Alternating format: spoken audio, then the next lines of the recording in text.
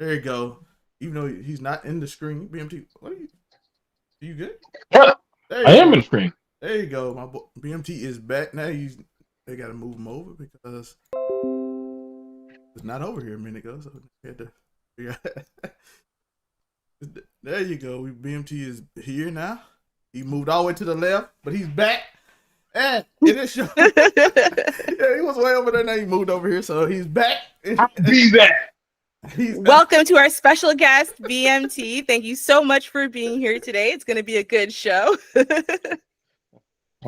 Hi, I'm BMT. Right. I'm a proud American, and I love the Lord. And also, I'm against red pill.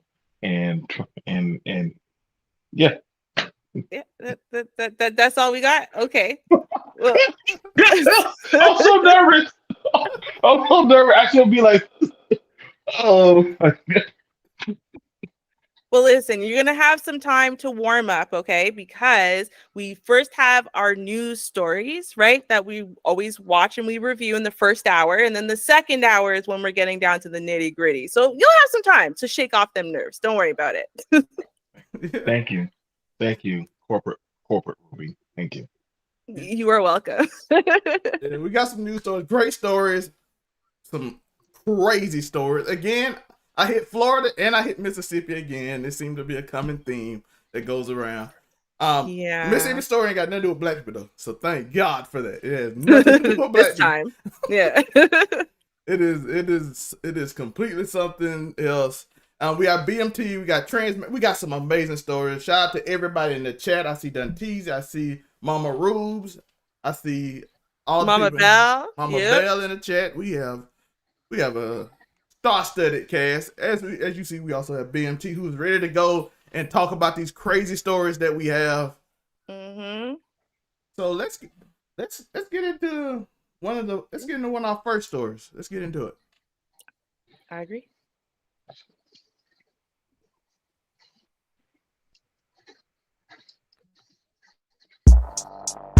I'll kiss the guys and the beautiful women and everybody. I'll just give you a big fat kiss.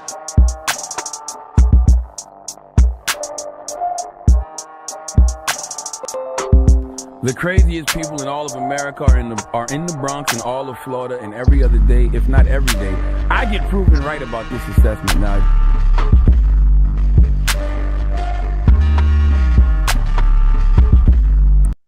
Yo, listen, we're back in my favorite state of Florida one more time. Doing Florida is crazy. Florida man has his arm ripped off by a 10.5-foot alligator behind a bar. Behind a bar? Let's show y'all how dangerous alligators is. Let's just look at this video. They're on Lazy River. Let's go skip through it. You are not Jessica? Oh, it's hissing. It's hissing at her. You see how dangerous alligator is? It's hissing.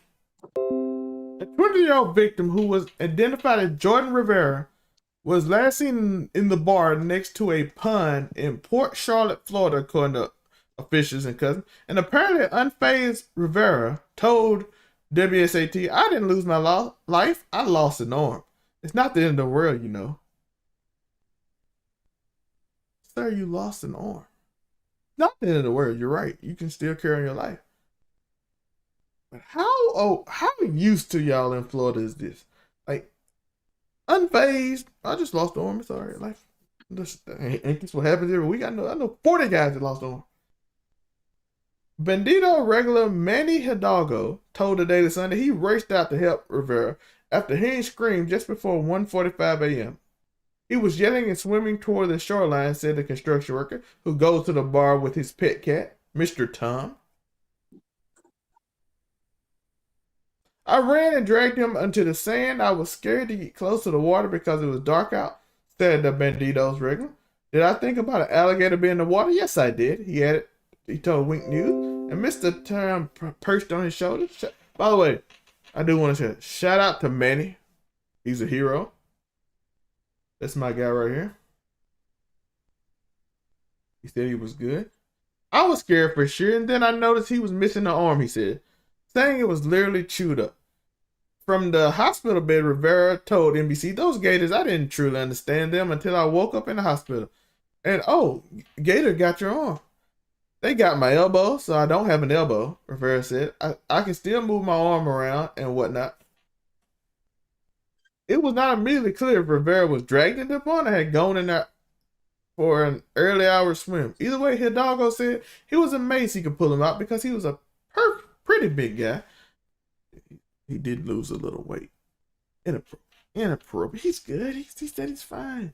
"I'm not sure how I did it, but I guess adrenaline kicked in," he told the local paper, "at the right place at the right time." The guy was kind of not coherent at all, he recalled to Wink, adding, "I wouldn't be either if I was missing an arm." He predicted an animal attacker was either a mama gator trying to protect her young or a daddy trying to feed. I mean, he got fed. He took off with an arm and left him alone. So the victim is lucky to be alive.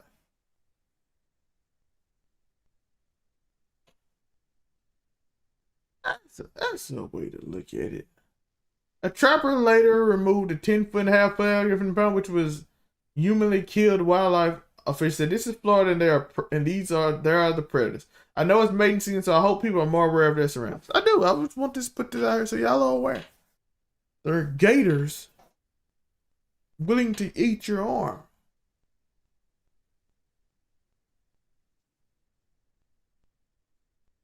It's every day, right? It's normal. All right, you know what I'm saying? Just take an early morning swim. Just go out there. I got a bit more. I'm fortunate to be like. By the way, this is actually a good mental. I'm making fun of it. Florida is a little crazy because I'm panicking if I got eaten by an alligator, and I live in the hood in Mississippi. It's racism and hood people all over the place. This is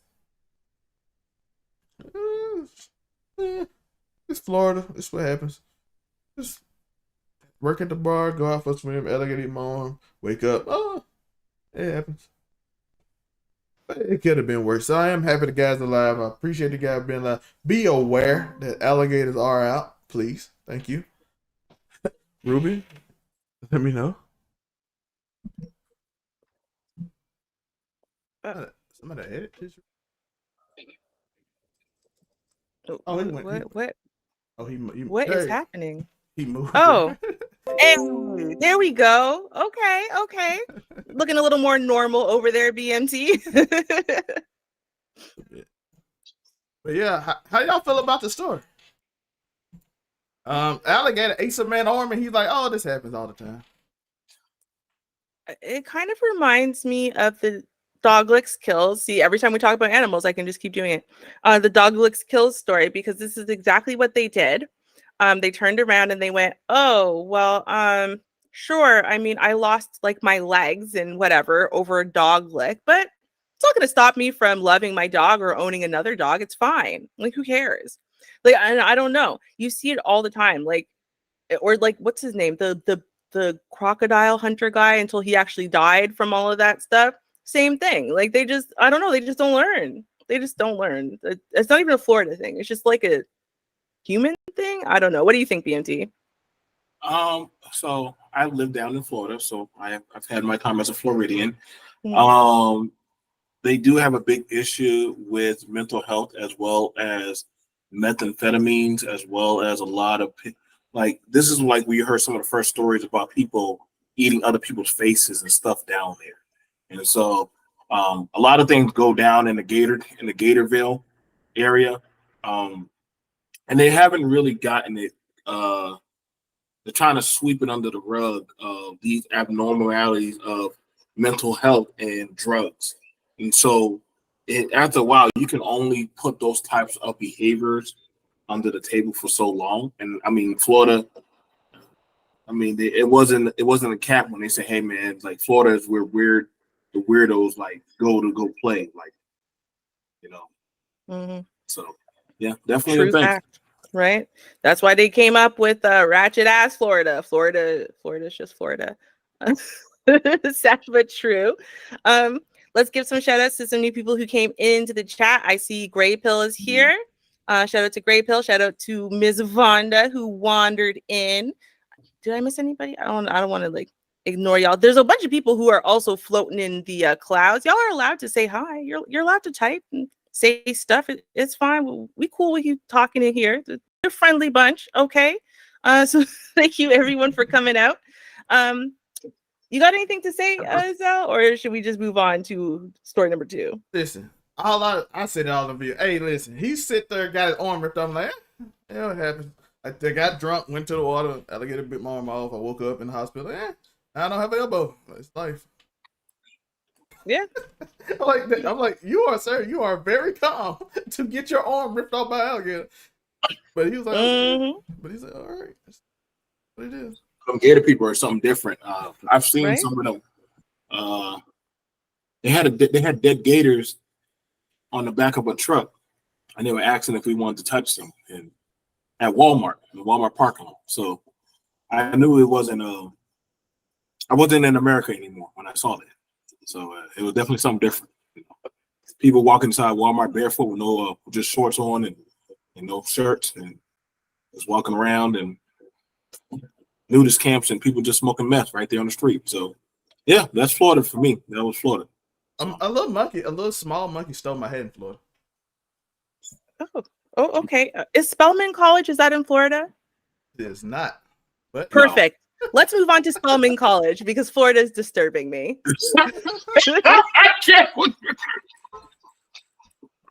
And I might not get to the finish line with you, but I will continue to strive to carve out my own space before passing this baton on to a new generation of runners, confident in victory because success, it runs in my race. So y'all, we have some Black excellence going on in the world, okay? Spellman College is about to have a historic year. Let's check out what's going on over there. On Sunday, commencement will be particularly memorable for the graduates of Spellman College. Yeah, Jennifer, this is very impressive. This year's graduating class will have 4 valedictorians, and our very own Spellman alumna, Karis Belger, went back to her alma mater to speak with these young ladies ahead of this weekend ceremony. And I know y'all see that Spellman blue she has on right there. So, Karis, I imagine these ladies are very excited. They are, especially considering how they are graduating. Keep in mind that these valedictorians had to complete their studies during the pandemic, the COVID-19 pandemic. That's so true. But they say the sisterhood at Spellman College is what kept them going. I feel just really excited and grateful. Across the campus of Spellman College, the telltale signs of commencement. It is so strange to kind of be in this moment. The blue banners, a reminder of the achievements of previous classes. But for 4 young women, this weekend will be particularly special. Thinking over the past 4 years, what it took and how hard I've worked. This year, 4 students, Chandler Nathal, Maya Blessingmay, Amaya Calhoun, and Sydney Dupree, will serve as valedictorians of the class of 2023. It still feels unreal. When I got the email, I was like, is this the right person? Like, I was just so and shocked. Even more so, they say, because of the transition from in-person classes to virtual and back again throughout the COVID pandemic. That would be rough. That would be rough. Real talk. We didn't really get to spend time with each other. There weren't as many events and everything going on. As they each excelled, studying theater, biology, economics, and English. Through it all, they say they persisted, navigating academics and extracurriculars. I'm also a member of the Eta Kappa chapter of Delta Sigma Theta Sorority Incorporated. Hey! Free Two Line Sisters? Yes. I also started the first multimedia student exhibition for art. I also served as a member of the Minority Association for Pre-Medical Students. Today, they're preparing to walk through the alumni arch and into their next chapter. I serve as a student ambassador, so every time I would give a tour, I would always tell people, you can't walk into the arch, you're not going to graduate. My parents, they would always look at me like a side-eye. And when I ask what they'll treasure most. I'm an only child, so that was one of the reasons I wanted to come to Spellman, just for that sisterhood, and actually getting to experience it has been a lot, very rewarding. Beautiful. That's beautiful. And their post-graduation plans are equally impressive. Amaya will be working at an investment firm. Chandler will be going to law school. Maya will be headed to medical school. And Sydney will be working on becoming a casting director. Extremely impressive. Absolutely. I bet there are some very proud families out there, in addition to Spellman, the whole college community as well. Now, we have to ask, we were wondering, how did the ladies tie? How did that happen? So very, very close margin. I was speaking to the reps for the college on the phone. They each came in very closely with a 4.0, and then it's a 0.011, each one of them. Wow. And then salutatorian comes in right underneath. Well, congratulations to her and to all of those ladies. We'll be rooting on your success. We might even see some of them later in life right here, continuing to break grounds. Absolutely. Hope so. And I mean, what a momentous thing, to have 4 people at literally the top of the class. Like, you literally can't do better than them. Amazing, right? Now, I have been in that position where I had a 4.0. I was pretty sure I was going to win valedictorian, right? I was pretty sure. I missed it by like 0.011. So I mean, it was that's a close race. So I totally feel that. I'm super happy for these ladies. Super happy for the example that they're setting. In this day and age, honestly, we got a lot of infighting going on. So to see that, despite, this era that we have, that, you've got people in our demographic, Black women who want to band together, who figured out ways to continue banding together, even while, everyone was so far apart and isolated, and, to continue to strive towards excellence. Super, super impressive. Spellman College ain't done this year. No siree, Bob. Let us check out what else Spellman College has up their sleeve this year. New tonight, the details are now set for the Spellman College's 2023 commencement ceremony. Award-winning actress Tracy Ellis Ross will be there. She is the 2023 honorary degree recipient. The commencement speaker will be the honorary degree recipient. Do they always have an honorary degree at Spellman? Like, every year they just pick someone out who deserves a doctorate? And why does Diana Ross's daughter, the actress I know from my girlfriends, right? Why does she deserve an honorary doctorate? Doctorate of what? Of fine arts. Just get a doctorate of like fine arts? Oh, okay. Winning journalist Nicole Hannah-Jones, who will also receive an honorary degree from the college. The ceremony is Wait a minute. less than 2 weeks away. It's going to happen. So your commencement speaker, Nicole Hannah-Jones, she's a reporter who's gonna, okay, that's cool, but like, how come she has to work then? Are you supposed to be able to sit back and let everyone else's wisdom shower down on you when it's your commencement? Okay, I'm just saying. On Sunday, May 21st, starting at 3 p.m. I don't know. Let me check this up real fast. Spellman College. All right, so let's take a look at why Tracy Ellis Ross deserves an honorary degree. So she's the award-winning actress and producer and CEO and founder of Pattern Beauty. I've never tried any of her products, although I have been looking for her clarifying shampoo. I've never tried it, so I don't know if it's good. But she received, because May 21st was like 10 days ago, she received an honorary degree doctorate of fine arts.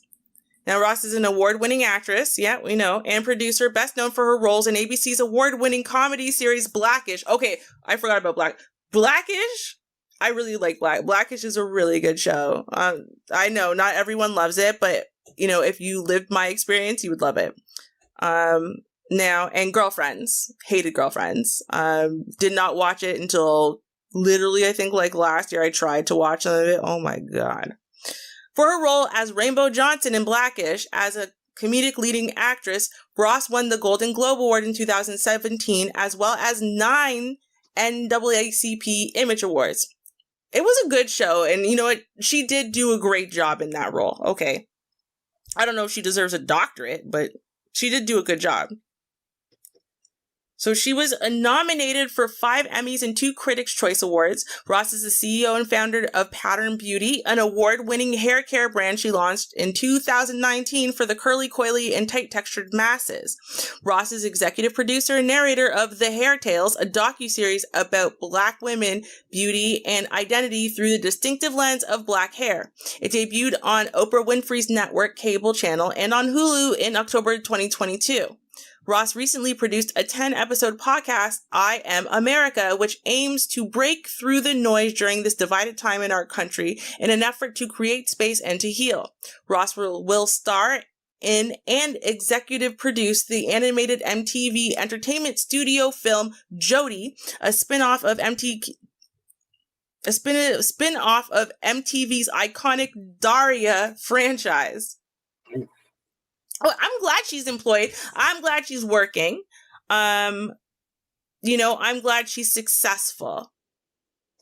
I'm not sure if I personally would award this an honorary doctorate. I understand why, for example, a Lifetime Achievement Award. Good job for doing stuff.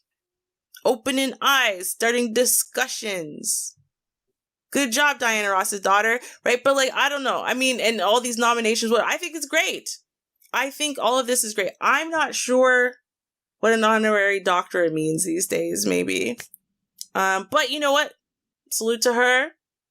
Shout out overall to all the graduates of Spellman College. And, we can't say that Tracee Ellis Ross is not doing excellent things, that all the ladies that we're being honored at Valedictorian are not doing amazing things and don't have amazing futures right around the corner for them, right? And are an inspiration to us all. So I'm going to stop judging and say shout out to all of this excellence, watching so many Black women, not the least of which is Mama Rubes, okay, graduate this year. 2023 has definitely inspired me.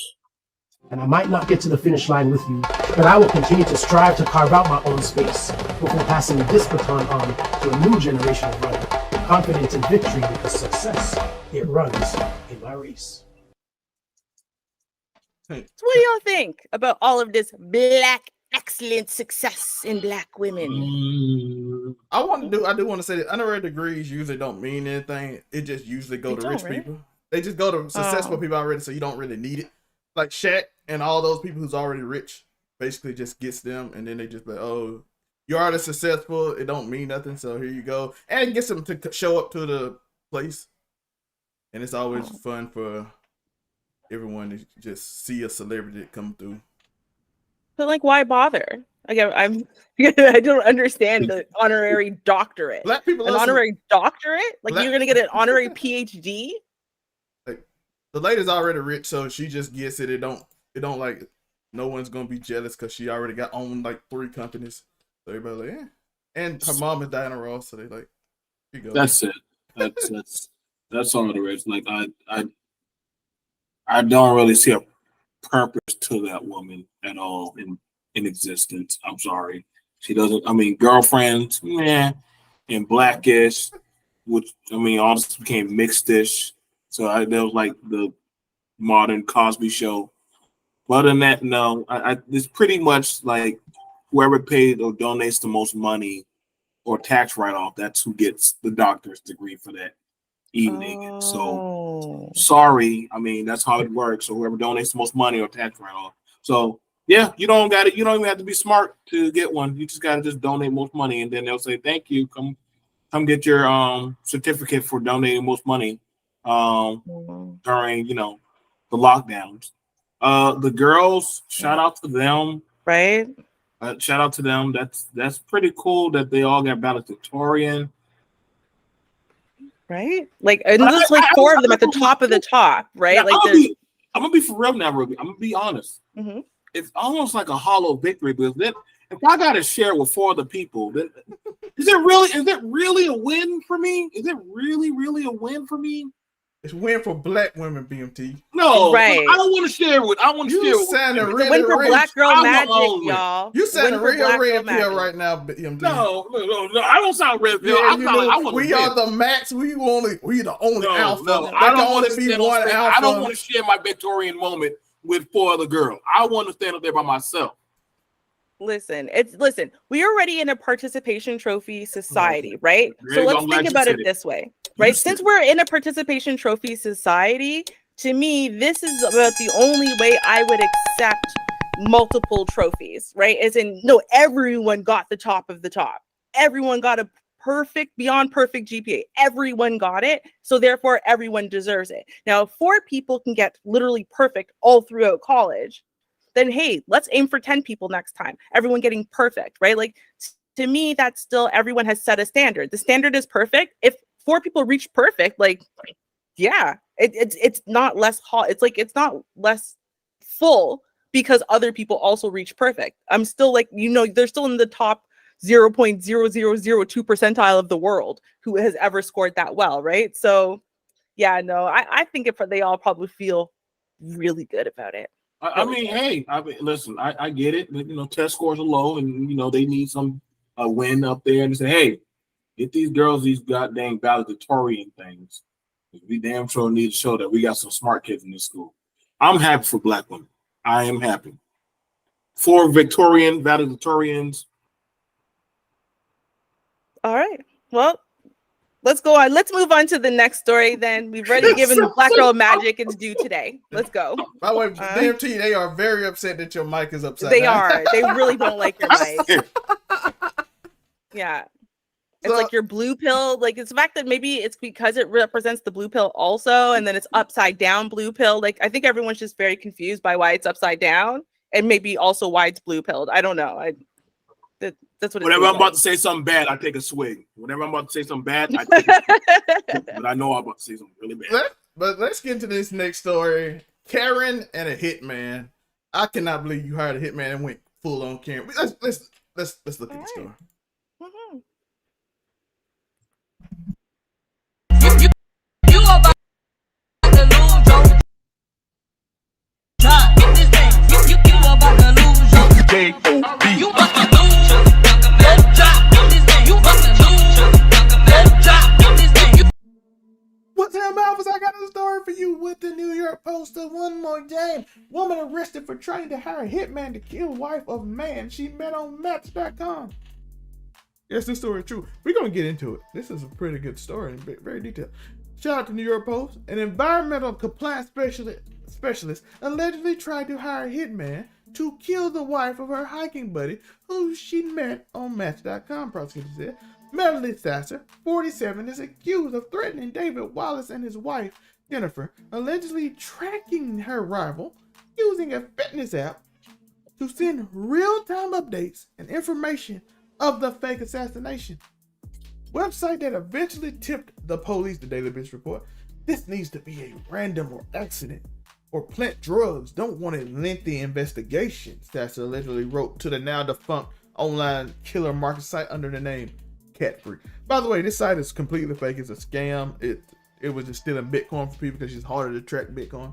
Sasser, who worked for the truck stop company Pilot Flying J, y'all know that, most of y'all know that gas station if you live in the South, provided website with about $9,750 worth of Bitcoin on January 11th, along with the information on Jennifer and criteria the hitman must meet to keep the trail cold according to court documents in Knoxville, Tennessee federal court. David Wallace and Sasser appear to have been matched on an online dating site sometime in 2020, and although it remains unclear what the exact nature of their relationship was, the two were close as they hiked together in the Great Smoky Mountain National Park This is she's a Karen, by the way. I want y'all to understand. This is a Karen. This is one of the most interesting Karens I've ever seen. The documentary we have on these white women that we can just put together from this page will be insane. This right here is the alpha male himself who got his wife a hit put on her because he exudes so much alpha that the woman wanted to make sure he smoked the wife so he can get back with her. That's the deal. This alpha male right here. Wallace, who works for the U.S. Department of Energy, he got a good job. Told police that's, oh no, this he not technically, I don't know because I'm just saying, but even helped him tackle the Appalachian Trail that year. But their relationship soured in 2022 when Wallace left for Prattville, Alabama with his then fiance, Jennifer. The couple alleged that Sasser tracked them down to confront them, and David told her he was getting married to Jennifer. Hope you fall off a cliff and perish. Didn't say perish, but just for you two. In December, prosecutors claimed Sasser became active on online killer market website, often venting her frustration that no hitman had quickly taken him the job. Sasser allegedly became so angry that she even took it to the site administrator. I thought she wasn't a Karen. You're like, oh, this is a crazy. No, he took it straight to the boss.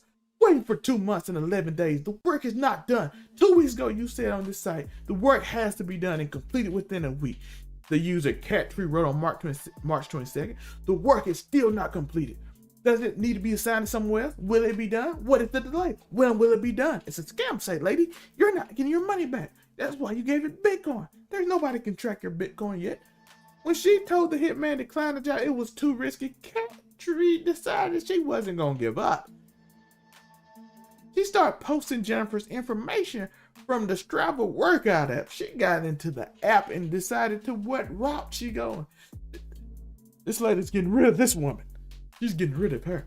The Department of Homeland Security was notified on April 27th about a hit taking place on Jennifer, with investigators working with the couple to provide protection and track down the person who wanted her dead. Officials followed the money from Cat3's account and subpoenaed CoinHub, which operates Bitcoin, ATM, and linked back to Sasser according to court documents.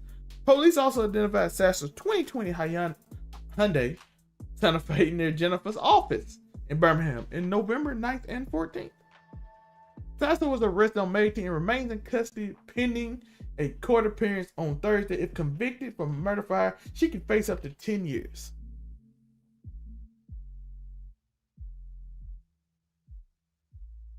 We have a Karen who put a hit out on her maybe lover's new wife. Now, if you got the whole story, they met in 2020. 2022, he said, oh, I got a fiance. I don't want to deal with you no more. So she said, I'm going to scoot you out the way so I can squeeze in right here. This is insane. This isn't. Like and subscribe. Dr. Umar, I'm doing your job for you. Doing your job.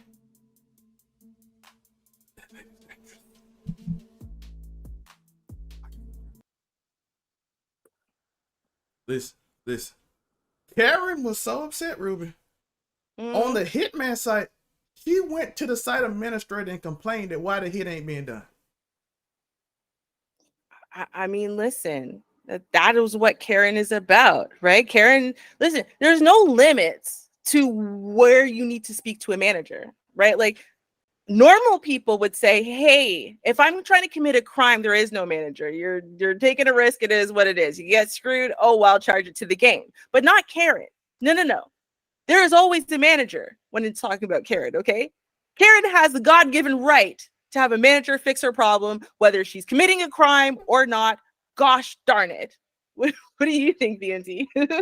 I'm perplexed because is it that easy to go to H&R for Assassin's online camp or something like what is the HR form? There's no, it's a fake website that they were just stealing Bitcoin from suckers who tried to fake out a fake hit. So she was talking to the dude that did it, and she was still so upset that somebody else need to do it. Matter of fact, Here's her route that she runs on the mountains every day. Now, white Karen, I'm gonna be racist. Mm-hmm. Y'all got to stop going on that goddamn Appalachian Mountain Trail. But it seems like when y'all white women go up on that trail, y'all don't come back. When y'all go up on that trail, ain't enough of y'all on that damn mountain. Something about those mountains in Karen, y'all just love. I think that's how they be get. We need to start hiring animals to take out parents. I feel like we need to hire animals because they're the only ones who can get it done. You got to say that says a lot that your man.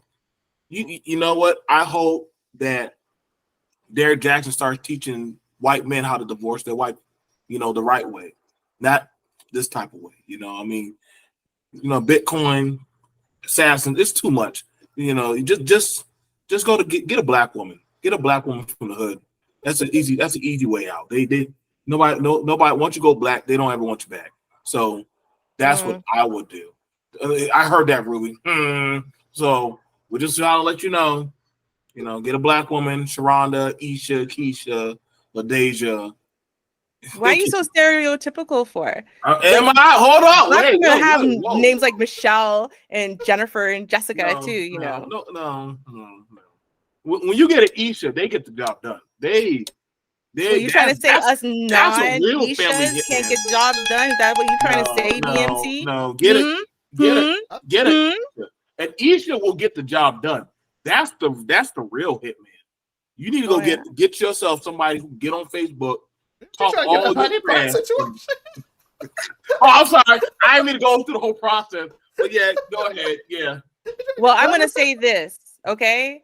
Anisha is the one. Anisha, well, I bet you dollars to donuts. Okay, Anisha raised our next story. Okay. Don't do that. Yep. Let's go.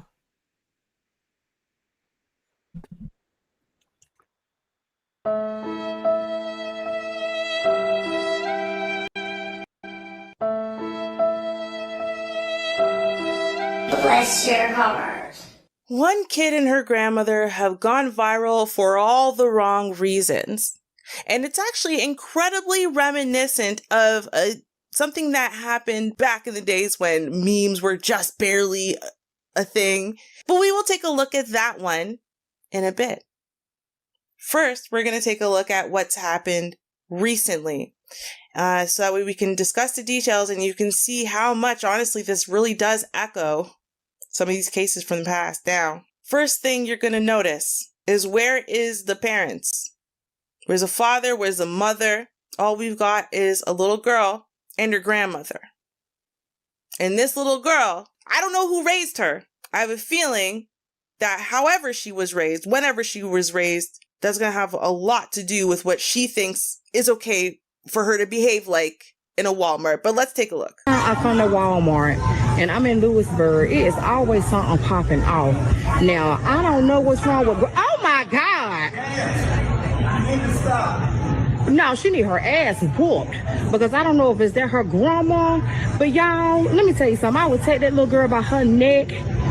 What in the world is... She got to be on some medicine. Yo, it got to be something wrong with her. Who are you walking up on, little girl? Yo, who is she walking up on? Yo, brethren. Yo, no. She made this. Y'all see the problem here? Right? But you see how grandma's walking backwards? That means she's scared of that kid. That means that kid is going to swing. That kid will swing on you. She will spit at you. She will hurt you. She will do you something. Okay? She will do you something. Now, is she that kind of kid where she's a vengeful, spiteful, mean little girl and she don't care? Or does she have a disorder that prevents her from being able to control her temper, her emotions, and her reactions to it, right? That's like intermittent explosive disorder. That's actually a real thing. But really, the calmness with which this girl is approaching whatever, it really suggests to me this isn't really calculated. But let's take a look. Little mini Keisha here. Mess, y'all, and they standing there letting her do it. And her grandma gonna have to pay for this. This girl is crazy. Yo, why you approaching your grandma like you want to fight her? Oh my God! The last time I was here, a damn car came through the door, and now this little girl in here tearing up, and her grandparents let her do it. I would knock her, the boy. Yo. Oh my God, y'all. Baby, give me the permission. Yo, what is she doing though? Give me the permission, baby, honey. I would knock that purple shirt off her. You heard me? Oh my God. Yo, now she throwing things at new people. Yo, see what had happened was, remember I told you she was walking up on her grandma because she wanted to swing on her grandma. She wanted to hit that woman. But what happened is this man right here was standing between her and the elderly lady who's sacrificing her entire life to make sure that this kid doesn't go into foster care, which at this point, I'm sure is the grandmother sitting there and seriously rethinking all of her life decisions. But okay. And then because that man got in your way, and then you couldn't just respond just purely in anger, so therefore you didn't do it, and then you were mad that you could no longer justify to yourself swinging on your grandma in that moment. Now you mad, so now you mad. You gotta project all that anger onto somebody. So it's got to be the new guy, right? Now you throw in pieces of plant. Oh my God! Y'all better get. Oh my. Y'all better. Who do she belong to? Oh Lord! Oh Lord! Oh no, darling! You need a mama to beat your ass. What you need? Yes, ma'am. Beat your ass. Oh my God! Oh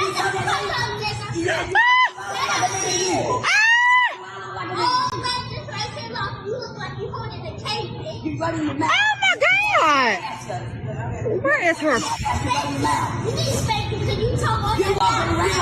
Where is her parent, y'all? Y'all better get the authorities out here, boy. I would beat the boy. Bro, I am heavy not over that. What just happened? Okay, so it looks like we've got an explanation, y'all. I don't know how valid the explanation is, but it looks like we have an explanation. So let's take a listen to this explanation. This is why this girl destroyed Walmart. So a few days ago, this video went viral of this girl completely trashing a Walmart and kicking a woman who at the time I thought was her grandmother, but it turns out that was actually her foster parent.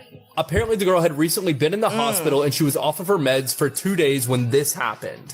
She is apparently now back in the custody of social services, and I really hope that she gets the help that she needs after this incident. Now, remember I told y'all, this reminds me of a very old story, okay? Very old meme. We all know this meme. I can't help but laugh even while I know that this is really, really sad, but it reminded me so much of exactly what we see with this behavior and that's why I bought into the idea that this woman really was his grandmother or her grandmother in the Walmart story, right? Because I was thinking about Ladarian Milton. Okay, let's take a look at this really quickly. You'll see what I mean. Latarian Milton is not your typical 7-year-old. Few his age have ever driven an SUV up and down several busy streets. It all started at his mother's townhouse. Latarian says he took the car keys and hopped into his grandmother's Dodge Durango. When I came through the back door, I looked on the counter, my keys were gone. I took my grandma's car because I got mad at my mom, and then I suddenly had my friend come in, and he smoked with cigarettes. He started the vehicle and put it into gear. I yanked the thing. And off they went. 2 7-year-olds alone on the road. Latarian drove several miles through Lake Park in Palm Beach. Y'all remember this? We got the one call that I told you about of the driver in the vehicle who looked too short to be able to see over the steering wheel. Along the way, he ran over 2 mailboxes, hit 2 parked cars in a Costco parking lot, and struck 2 moving cars near Walmart. I want to do it because it's fun. It's fun to do bad things, to drive into a car. But did you know that you could perhaps kill somebody? Yes, but I wanted to do hood rat stuff with my friends. It all ended on Investment Lane and Consumer Drive. That's where Latarian hit the curb and sideswiped the sign. The SUV took most of the beating, snapping off one of his axles and wheels. A grandmother's rage. I want to whip his behind. That's what I want to do right now. If I thought they wouldn't take me to jail, I'd whip his behind right now. You don't think he should be punished for all of this? Just a little bit, no video games for a whole weekend. And one unusual story for police. Are you sorry? You understand that now your grandma's going to have to pay to have those cars fixed because you hit those cars. Can my mom help her? You see this? Like, this kid had no compunction. And the thing is, we saw that, you know, he got in trouble again after this. It's not the only time, you know, people were keeping up with him. Eventually, he stopped getting himself into trouble. He did graduate from high school, got himself in a little trouble as well. I will put an update video. Someone actually did a whole video on just this kid. I will put that video inside of the description box when we release this video, so that way you guys could get the whole update on him. But the point is, you know, is yes, we understand that these kids might be having some trouble, okay? Lots of people do, lots of children do. The problem has to do with the way they are given structure or not given structure, the way they're being raised or not, okay? I don't care if in our Walmart store, I don't care if that's her grandma, her foster mom, her this mom. Dude, that is don't bite the hand that feeds you. Unless that woman's doing you something, right? Which I doubt it. You just got released from the hospital after it's only been 2 days. You haven't been on your medication for 2 days. Why would you be off your medication? Like, nothing about this story is fully tracking with me. But what I do know is that this little girl thinks that all of the behavior and all of the words she said at her age is acceptable. That tells you a lot about her upbringing, her conditioning, and what she thinks is normal and acceptable at this point in her life. That, to me, is a huge problem. That, to me, explains why she's actually in the system, right? So, should we be calling this little girl the bad girl, the little bad Walmart girl, and da-da-da? No, she needs unconditional positive regard, but we're not her parents, right? So, we should not be making her behavior her persona. We shouldn't do that, but we as humans do. That's why parents need to give their children unconditional positive regard, or their guardians, or their foster parents, whoever it is, needs to say, hey, listen, you did a bad thing, but you're still a good kid. Because these are still kids, and kids largely can actually be turned around entirely, right? So I don't know what all went wrong in this kid's life. We'll have to keep looking for an update. Hopefully we'll get some with more details. Don't even know if the update we have currently is a valid one or not. But I guess we'll see what we can see. What do y'all think about this insane story? And again, thank you very much, Shar, for sharing this one, because, oh, wow, I've never been so surprised in my life. Oh my God.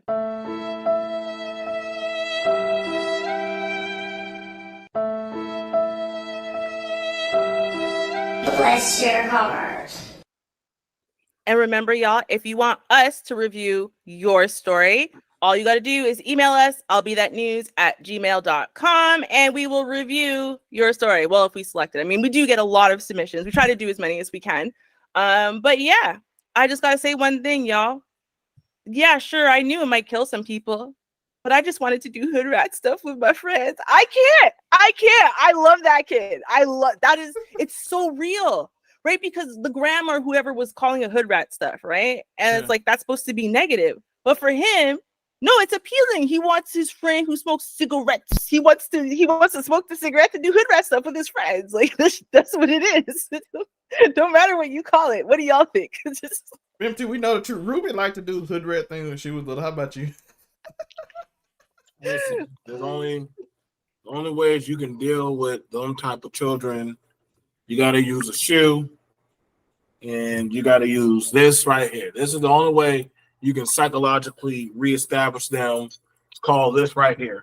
Now, if you don't understand how you use it, you grab them like behind the back of their neck, like an animal, like a dog, and you hold them, and you repeat these words, this chantment, to get whatever psychological demon out of them. Nigga, I thought I told you, shut the hell up, don't. And they mentally will come back to, if somebody would have just did that, the white man, he didn't know the proper chantment. If I had been there, I probably could have saved the child or beat the demon out of it. I mean, cast the demon out. I know it's an old way, but it did work for us when we went into the store or the supermarket or church or just breathing. You know, usually we would get one cast in the spirit before we left the house, and then if you breathe or look the wrong way, then they would grab you and use the shoe and and then you snap back to it. So it's a process of treatment that it worked. If we can get it passed through Congress, it probably will save some of these children and get them out of foster care. Okay then. Well, BMT let us know. For those of y'all who are like, okay, the title said something about transmaxing. It's coming up. Okay. Yes. We have one more news story for y'all, and then we are going to be at our discussion topic of the night. This is what BMT came to shine. I told you you'd warm up, BMT. Where are those nerves? You feeling good now? Yeah, I kind of wanted to help save that child. If she does need help, send her to South Carolina. I can still help rehabilitate that child. See, there you go, right? So listen, y'all, keep tuning in, okay? Make sure y'all are sharing this and stuff, man. Things are about to get real zesty, like real. This is about to get let me know what y'all feel about this story. This story is absolutely insane. Okay, let's get to it.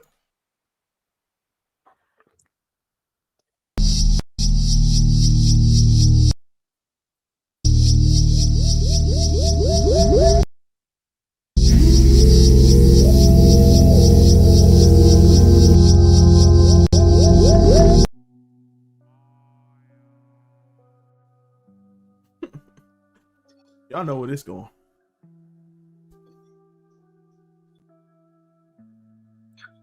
I just want to give y'all time to actually read it. I just want y'all to read it. Y'all, right there. Y'all see it? Right there. Right there. Y'all. Let's get into this. New York Post. Shout out to y'all. Give me the best though. Mississippi woman, 19 years old, filmed herself having sex with a male dog. At this point, y'all ain't gonna want to read. Y'all ain't gonna want to go to my state. I understand. A woman has been arrested after allegedly having sex with a dog and posting extremely graphic videos of the abuse on social media. Denise Frazier, 19, is charged with unnatural intercourse. I didn't even know you could get charged with unnatural intercourse, but you can. And aggravated cruelty to an animal. WDAM7, shout out to my old hometown. I've been on that, by the way. I've been on WDAM sometime. Don't Google it. I was horrible because I didn't know what I was doing. Got caught in a weird situation. Police in Mississippi said they were alerted to a video involving a woman and a male dog by a concerned resident who spotted it on social media. In my 17 years in law enforcement, this is one of the most disturbing cases that I've ever investigated, said Sergeant J.D. Carter of the Jones County Sheriff Department. Look at this. For all those who say, have never said my dog, like, nah, the only dog was your boy, so stop saying it. It's true. He said the videos are so graphic, the officers are not even allowed to discuss them. And no, you will not see this video. You will not. I will not allow you. That is sick. By the way, what are y'all thoughts? I need to give y'all some time. I need to give y'all some time to breathe. Y'all, what are y'all thoughts? Y'all ever thought y'all see something like this? It's not over, by the way. It's not over. We finna just go straight to this. We finna go straight to this. Let's go here. Let's go here. Let's go here. Look at it. Now let's go over some of the tweets. Let's go over some tweets. You see the Matthew 24:42. This is a tweet from Keemstar. No, everybody might not like Keemstar, but we're gonna talk about Keemstar. We see Matthew 24. Therefore, keep watch because you do not know on what day the Lord will come. Jesus need to return right now. I do agree. You see that? You see that? You see the report again. But let's go to some tweets. Denise Frazier. This is her tweet. This is her Facebook. This is her tweet. This is her tweets. The most annoying thing about getting out of jail, seeing how people are so judgmental. Yes, I did it in a church. But some of you don't even go to church. Some of you are judging me, but God didn't judge me. At the end of the day, I'm thick, cute, and very smart.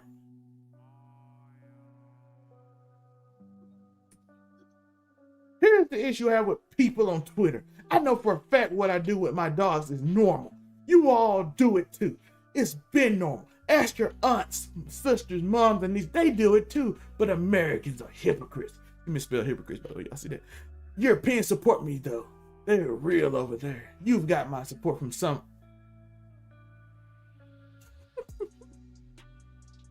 I hope y'all see that name. I hope y'all see that name. Y'all listen. Yo, this is dog. Okay, girl, I don't ponies, horses. I'm kinky.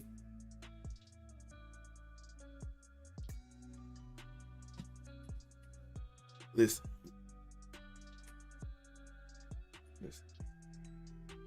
Listen. I'm giving you grade A.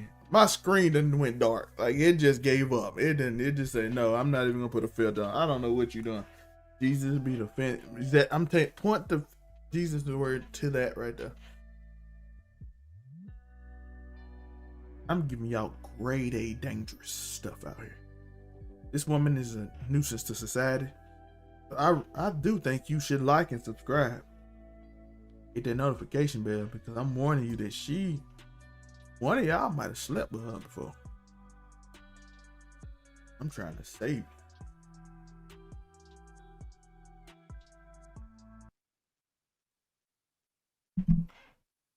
Listen. Listen. I ain't got nothing to BMT. Did that you right now? I already okay. So I saw the video of her at the church with the dog. You watch it? I had to go confirm to make sure if there was some type of formal animal abuse. I can confirm with y'all the dog is fine. I think he'll be okay. This goes against what Ruby was saying that animals are trying to kill people. Clearly, we are in a new day of alliance where animals and humans are now trying to cross free species breed. So, you know what, Karen, if this is where you're going, you want to have satanic sex in church with your animal lover, I am accepting of y'all. Just let me know how it goes. Ruby's indifferent. She's intolerant of y'all. I am very tolerant of y'all. That is part of the red pill community, your type of people. So congratulations. It is not. Yes, it is. Congratulations. Not even a little bit. Yes, it is. No, Nice Ruby, try. I did not cut you off. Please, that go ahead. Because this. No, that's not why. But for real, the thing is, right? I'm not surprised. Like literally back in the days when you had like Kazaa. Okay, so I'm going way back. One of the things, when you used to try to download a song and then it wasn't a song, it was something else. Well, one of the times that I did that, it was a video of a white girl being copulated with a dog. Right. So like that was one of the very first things I accidentally saw, perversion online. I was very young. So like, I don't know, to me, I'm like, no, this is just what they do. Same thing with like horse shows, donkey shows, stuff like that. Like, yeah, it's what they do. I'm not surprised at all. And no matter how much they try to blame, other demographics for, sexual perversions or it always comes down to every time you have a certain type of demographic, you have to have anti-bestiality laws. There's a reason for that, right? That some demographics don't even have that written into law because just no one would ever do it. No one would think of it. And then some demographics, it's been on the books since forever. There's a reason. So MT, they saying you red pill. So hey, listen, I'm tired of trying to stop people. I'm not penis or vagina policing. So just like people can SYSBM to the Caribbeans and they want to pop them pills, go ahead and K9 BM to your puppies. I mean, we've been watching Animal Planet all these years and watching people take dog tongues and put it all in their mouth and feed parrots and stuff out of their mouth. So why are y'all surprised now? This is what Andrew Tate and Red Pill have been preparing y'all for. So now y'all are finally going that lane. I'm here for it. In the church, though. Listen. It wasn't in the church. It was outside of the church. At least they're trying to get married. They did it. At least they're trying. They did it for a guy. Are they? Huh? Are they trying to get married though? I'm pretty sure. Why are you not accepting of them? Oh, they asking. Are you red? They asking, are you red pill BMT? Huh? They're asking, are you red pill? No, I'm BMT.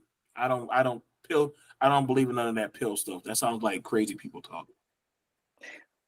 Realistically, BMT actually 100% agrees with a lot of the more traditional ideals of red pill and of the manosphere. I like how However, you keep putting me in that boat. no, because it's because that is exactly how you and I found common ground to begin with, right? The thing that you and I mostly disagreed with was the fact that you're a right winger, right? But the traditional stuff we both really agreed on. So the problem is not that, right? The problem has to do with what the red pill and what the manosphere has become in its most recent iteration, where, let's be real, red pill, it's not really about red pill. It is more about black pill running the show and running the manosphere, and black pill ideals running the manosphere. And that's basically like incel ideals. Let's be real. That's just really what it is. So now, question.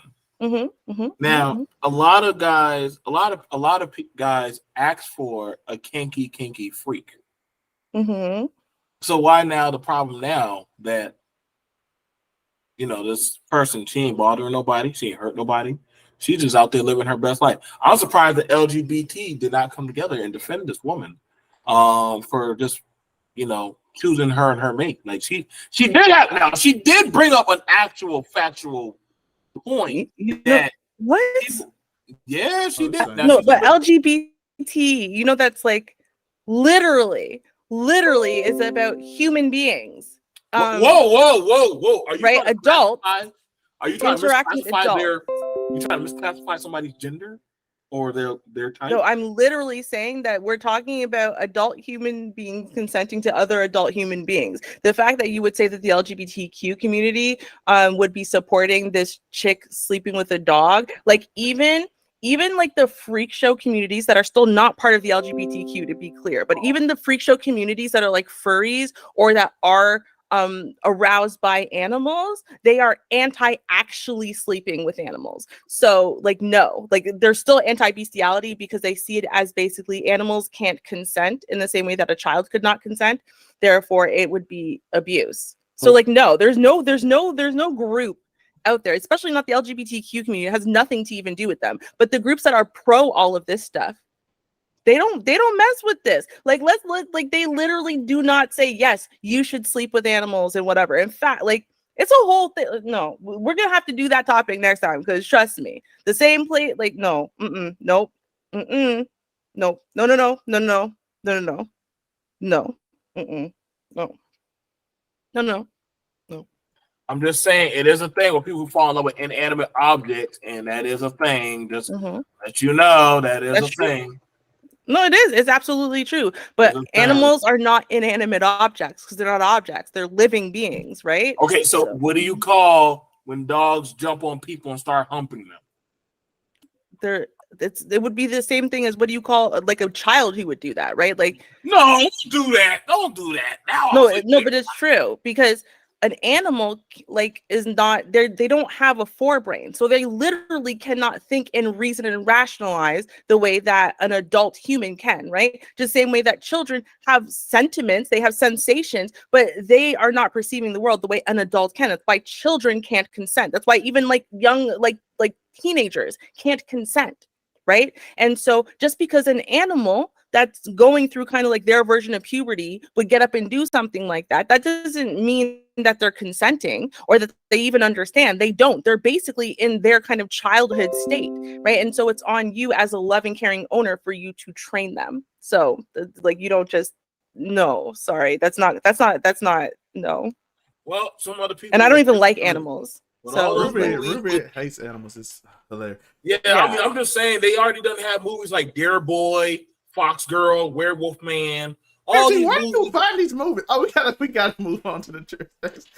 Okay, let's move on. Let's move on. Okay, because we got to get into the real discussion of the night. Okay, thank you all for coming out. Okay, so the first thing I'm gonna do is, before we get into the transmaxxing, I want to, because I know BMT, you've done your research, right? Whatever. I want to give everyone else first a little bit of a foundation into what we're talking about. So basically, to give people a nutshell, okay? Yes, whether you agree with the pill popping technology or not, right? Blue pill, people are saying basically you're asleep. Okay. Red pill is you're awake. That means you see reality for what it is. And, you know, if you're a man, you're probably very upset by noticing that, because it's normally reality bitchy in the butt. Okay.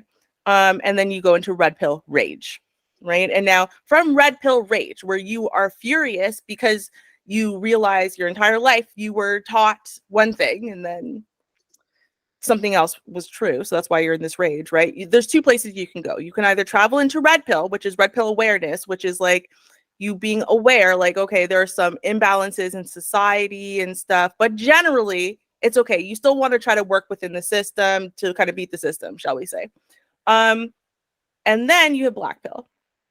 Hey, black pill is really what we're talking about today. Okay. And so within black pill, there's a bunch of different stuff. But one of the things that you need to know about black pill is not red pill. They are different things. And black pillars, they basically say, like, not like there's no hope, but there's no hope. There's no hope for change. Okay. Nothing is going to change. You can't change things, right? If women, for example, will only date Chads who are 6 feet tall, you can't do anything about that. You can't change that reality. All you can do is try to make yourself a Chad who's 6 feet tall, or as close to that ideal as possible. But you're never going to convince a woman to like you if you're the opposite of a Chad and you're only 5 feet tall. Okay. That's basically in a nutshell what we're talking about. Okay. So now what we're going to do, we're going to talk about one of the theories, because it leads into our topic. Okay. We're going to talk about looks maxing, and looks maxing leads right into transmaxing. And it kind of associates with what I just told you guys, right? Which is that, like, there's nothing you can do. If it is what it is. So this is why the looks maxing thing is super important. Let's take a listen. In 4 years, you've been hanging. Also, sure, a song. Come on. Congratulations, you just earned your bachelor's degree. You want to clap them cheeks? You want to clap them cheeks? Okay, let's go. What it do, y'all? The saddest thing nowadays is that we care too damn much about how we look. Right? We live in a society where looks are at the top of the priority. We go through extreme measures to try to look the best that we can. You got people getting surgeries to make their face look a certain way, to make their jaw wider, to make their cheekbones stand out more, to make their nose smaller. You got women putting on all this makeup, and hold up now you got men putting on makeup to try to look better. Mm-hmm. This video is going to be all about looks maxing, becoming as attractive as possible for the things that you can change. And guys, I know I spoke a lot about sub 5 in my previous videos and how it's almost impossible to become attractive with some of these genetic and unchangeable traits. Right now, remember what he just said, okay? So this is Wheat Waffles, just so you know. Okay, Wheat Waffles is kind of like, he's a leading black pill voice, okay? And so he said, looks maxing. It's about you doing what you can to change the things that are within your control to change, right? So you can't change society. You can't change women and what they are attracted to, right? But are there some things you can do to change yourself? Okay, so this is what we're getting into with the looks maxing. You'll see in a second. However, I also believe in the 1% rule, which states that although minor 1% improvements don't seem like they'll add up to much, in fact, they'll barely be visible. But if you gain enough of these 1% improvements, the results can really start to show through. For example, if you can improve your looks by 1% in 10 different departments, that's not that easy. can His name lead is to Wheat approximately Waffle. a 10% increase in overall attractiveness, which will absolutely be noticeable and can increase your rating by 1 point. Anyway, on with the content of the video. Now, I'm going to start off by saying that by far the biggest mistake I see guys make about looks maxing is thinking, I don't need any of this. After all, looks maxing is all common sense anyway. Well, guys, I'll tell you right now, you do need this. Here is a 100% completed list of all things you can do looks maxing wise. So if you see now, Wheat Waffles again, because he's the leading voice, right? And he says this is the list, right? And so y'all can see here, right, whether it's like losing body fat. We talk a little bit about the facial exercise and tongue posture a little bit later as well. Right. So take a look at this list. It's basically what looks maxing is addressing each one of these things according to yourself to improve as much as is humanly possible. Right. But if you remember what Wheat Waffle said at the very beginning, it's always possible. So let's keep listening. I want you to look up and down this list. And if you can seriously tell me that you fully maxed out each and every one, then fair enough, you don't need this advice. But I can almost guarantee that you are missing at least one, if not several of these things on this list, even if they are minor. And here's the second thing about looks maxing.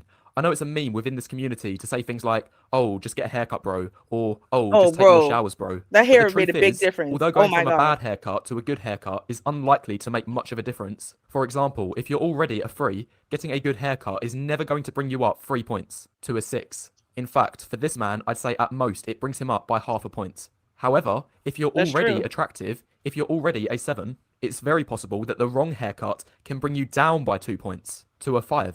This man changing to this style will see his rejection rate disagree. multiply I don't know. I don't threefold, think he's both less in real life attractive. and online dating apps because it doesn't suit him and it looks too feminine. And this is the same for most things. But this is what they Bad believe, breath can be a killer. right? Not even Chads can get away with this. So like, so you know, this is what they believe. They really believe in this. Like, if you are pretty, right? Like you're a pretty guy, there's no way women can find that attractive, even though some women like myself like more pretty looks in men, right? It to avoid losing points. In today's dating market, give a woman as few reasons as possible to reject you. Women are so picky nowadays, and I already have dozens of videos about this. All it takes is one thing she doesn't like about you for her to chalk you off as a potential option. Don't let it be for something as what they stupid really as believe. bad breath. You guys know that for the last 6 months, I've been analysing and Right. giving looks-maxing advice on... And remember, women are like this, not men, right? It's really important that you pay attention to what he's saying, because this is why transmaxing is able to exist. have to write this in their final report. I'm extremely sorry, but I honestly don't have any looks-maxing advice Only for you. 5%. You've clearly taken care of everything already. Less than 5% of guys have this result, and this is largely stemming from a community base that holds this is looks his to real such a voice, high so regard. Now this you're is wondering, rare, this is but at actually what he least sounds they're like. getting confirmation that they're doing everything all right. Not like But a back to the computer. point. It's For him. most guys, 95% haven't looks maxed and are missing one or more things from this list. And for a lot of guys, missing out on these pieces of low-hanging fruit can cost them greatly. This is a huge point that I want to make. I see a lot of guys obsessing with looks maxing, but they don't realize that looks aren't everything. All the doomers out there believe that the chat in the club gets all the women simply because he looks better and maybe because he's rich. But these are just the superficial aspects. There's way more beneath that. Let's talk about muscles for a second. Right. hold on. Muscles are important. There's way more than just looks, right? Like muscles. Like this is what they're being fed, okay? I want you to realize what's happening. Muscles are sexy. A buff dude will always do better than a not so buff dude. Having a strong body is not only about the looks, it also conveys that you have the discipline and the determination to acquire this body. You have the will to train for it for an extended period. I changed my face from this to This that is by mewing, using 3 y'all. This simple is steps, mewing. and you can do that too and gain a more chiseled and well-defined jawline. First, you gotta acknowledge that your skull is not one fixed bone, it's of different bones connected through this is soft valid. tissue, being This is able to valid. move, to grow, and to adapt to the environment you're putting yourself into. So influence that environment by following the 3 steps: mewing, chewing, and slimming. On to the first step, mewing. It describes the posture of your tongue. You want to keep your tongue resting on the roof of your mouth throughout the whole day and night, whenever you're not talking or eating. Yeah, no, this is So totally focus valid. purely on nose breathing. Ensure the posture of your tongue resting on the palate. Don't breathe through your mouth. The second step, chewing. Modern food is highly processed and way too soft. Yeah. We humans don't chew on tough. This is totally true. Like everything he's saying is true, including the fact that mewing literally does make everybody more attractive, gives you a stronger jawline, so on and so forth. Like this is 100% valid. So this is one of the most valid things that looks maxing has ever focused on, and mewing is something that dentists have been focusing on and orthodontists have been focusing on for decades. Like it's not actually new. Okay. Lay off body fat. On one hand, you have the more hardcore black pillars that think that you can only go as far as looking like this, because otherwise you will be too big. And at that point, you are male gaze maxing, as some of them might say. And then, although a small minority, Male there's gaze also a group of maxing. people that advocate to looking like this. Basically, the whole bear mode with big beard, short or even bald hair. This is the true definition of male gaze maxing. And the only thing you're going to achieve with this is getting more compliments and respect from other men, and looking older in the process. And the Vast majority of masculinity women coat. do not find that attractive at all. And in fact, some might even be grossed out by it. How you feeling? You walk away, please. You don't want to talk? I don't want to talk to you. So, I want to show you the perfect example of someone who in terms of physique was on the female gaze, and now is definitely on the male gaze side. The 100 kilograms version of this dude is... Right. So you can see literally everything. Everything is about what? appealing to women, right? So you can literally hear they're starting to differentiate, and they're saying, well, wait a minute, look, there's a female gay versus the male gays, and there's some stuff that men are just going to find attractive that women don't, and vice versa. Important for us to take note of when we're going to get into this whole transmaxing thing. And actually, it's a really important note. So just remember that. I lost 30 pounds. And the craziest part is the difference between girls and guys. All the bros are like, damn, bro, you lost weight. Or losing his gains. Granted, I actually have lost some gains, so they're not incorrect. But I lose weight, and these are what the comments look like. Purely girls. Whereas when I was 20 pounds bigger, comments was purely guys. There's a certain point where muscle doesn't equate to, it just gets more guys. Y'all hear that? So I learned about transmaxing recently, and now you have to as well. Maxing is a strategy in which incels can ascend, i.e. lose their virginity. Transmaxing is an outgrowth of the incel framework. So y'all heard this, right? Okay. This guy, listen. So you want to ascend as an incel. You want to ascend inceldom. Okay. How do you do that? By losing your virginity. Okay. Well, remember what Wheat Waffle said. There's some things that you are within your control and you can change, and a whole bunch of things you can't change no matter what you do. There's nothing you can do, right? Okay, let's keep listening.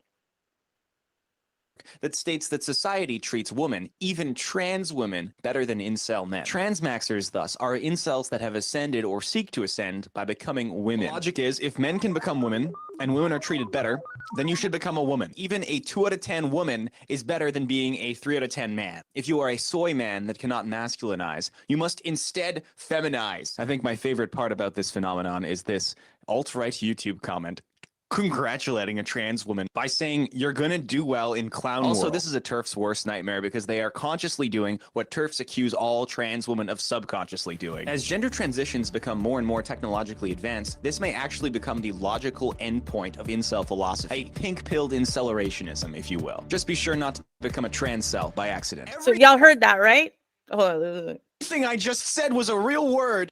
Amazing. It actually is all a real world. Now, a lot of people might have seen this dude. Okay. So we'll talk about that in a second. But okay. So let us discuss as a group what we have learned so far, right? Because this is really important. Okay. It's really important we realize that. So now there's this pink pill thing. What's the pink pill? Right? Well, pink pill is actually something, I swear to God, that it's women who were like doing the whole divestment thing invented pink pill. I don't know, but the point is it has something to do with women, right? And so taking the pink pill as an incel would be you choosing to intentionally start looking like and living like a woman to take advantage of the fact that your features and your height and everything are already womanly. And so you're never going to get any play from the super picky woman, but men are less picky, first of all. And second of all, you have female qualities. So if you just turn yourself into a woman, you're going to be able to get all of that validation, all of that attention, and finally ascend and, lose your virginity. What do we think so far, y'all? I get in a certain way, looks maxings in a certain way, because most people in some generalized way you do it. For instance, if you before you go to a club, especially when you're younger, before you go to the club, you put on the best, you spray the cologne, you try to make sure your hair good, try to get a haircut, try to make sure you get the best looking shirt, something that make you try to expand your muscles, especially if you're a bigger dude. If you're a skinny dude, try to look bigger. Like certain things you think would look cool. So in certain ways you do it. So I get that. But then once it gets like negative to you don't feel like you can attract women, so we getting into that little realm of where it gets start being a little different. BMT? So I'm gonna start off with this. First off, these dudes are full of crap, and they are definitely the losers of drag society. First off, their confidence is definitely in the crap. And now soy boys, they have all kind of new jargon, internet subverted words that they call each other, or that they have to have a penal caste system of how they're in society, which is crazy, because this is why I try to tell a lot of black men specifically, stay away from this pill logic. It is not healthy towards our indicative diaspora of ethnicity, because it's destructive. Hearing them talk about their European-centric looks, have actually caused more psychological damage. You're talking about a group that literally, if you do your jaw like this or have this type of Aryan type of look, you know, you're gonna. Okay, that's how it is for y'all. That does have that. That's not indicative of how our looks have been judged and told that we got to have certain type of teeth, we got to have a certain type of body frame, we got to have certain type of hourglass look, or you're not good enough. Versus that, like I said, in the South, what y'all call fat, well, we call it Georgia peach. Now, would that mean that her look quality went down because she's bigger, she's thicker, she has bigger weights? No, it's called preference. I've seen plenty of skinny, pencil skinny dudes pull females just fine, just like I've seen fat, big boy, bone crusher like dudes, which big boys like, I mean, we're talking about big boys that are like linebacker and more. Not big, now I'm not talking about no buffed up. I'm talking about fat, bare belly. You know exactly what I'm talking about, Zell. And they literally are like the stars or the go-to guys in the school. The Drewskis. Right. So this right here, mind you, because I grew up in the time around when you start seeing the Marty McFlys, the Ferris Bueller, the not so strong or macho Biffs started making movies and films about why they should be chosen.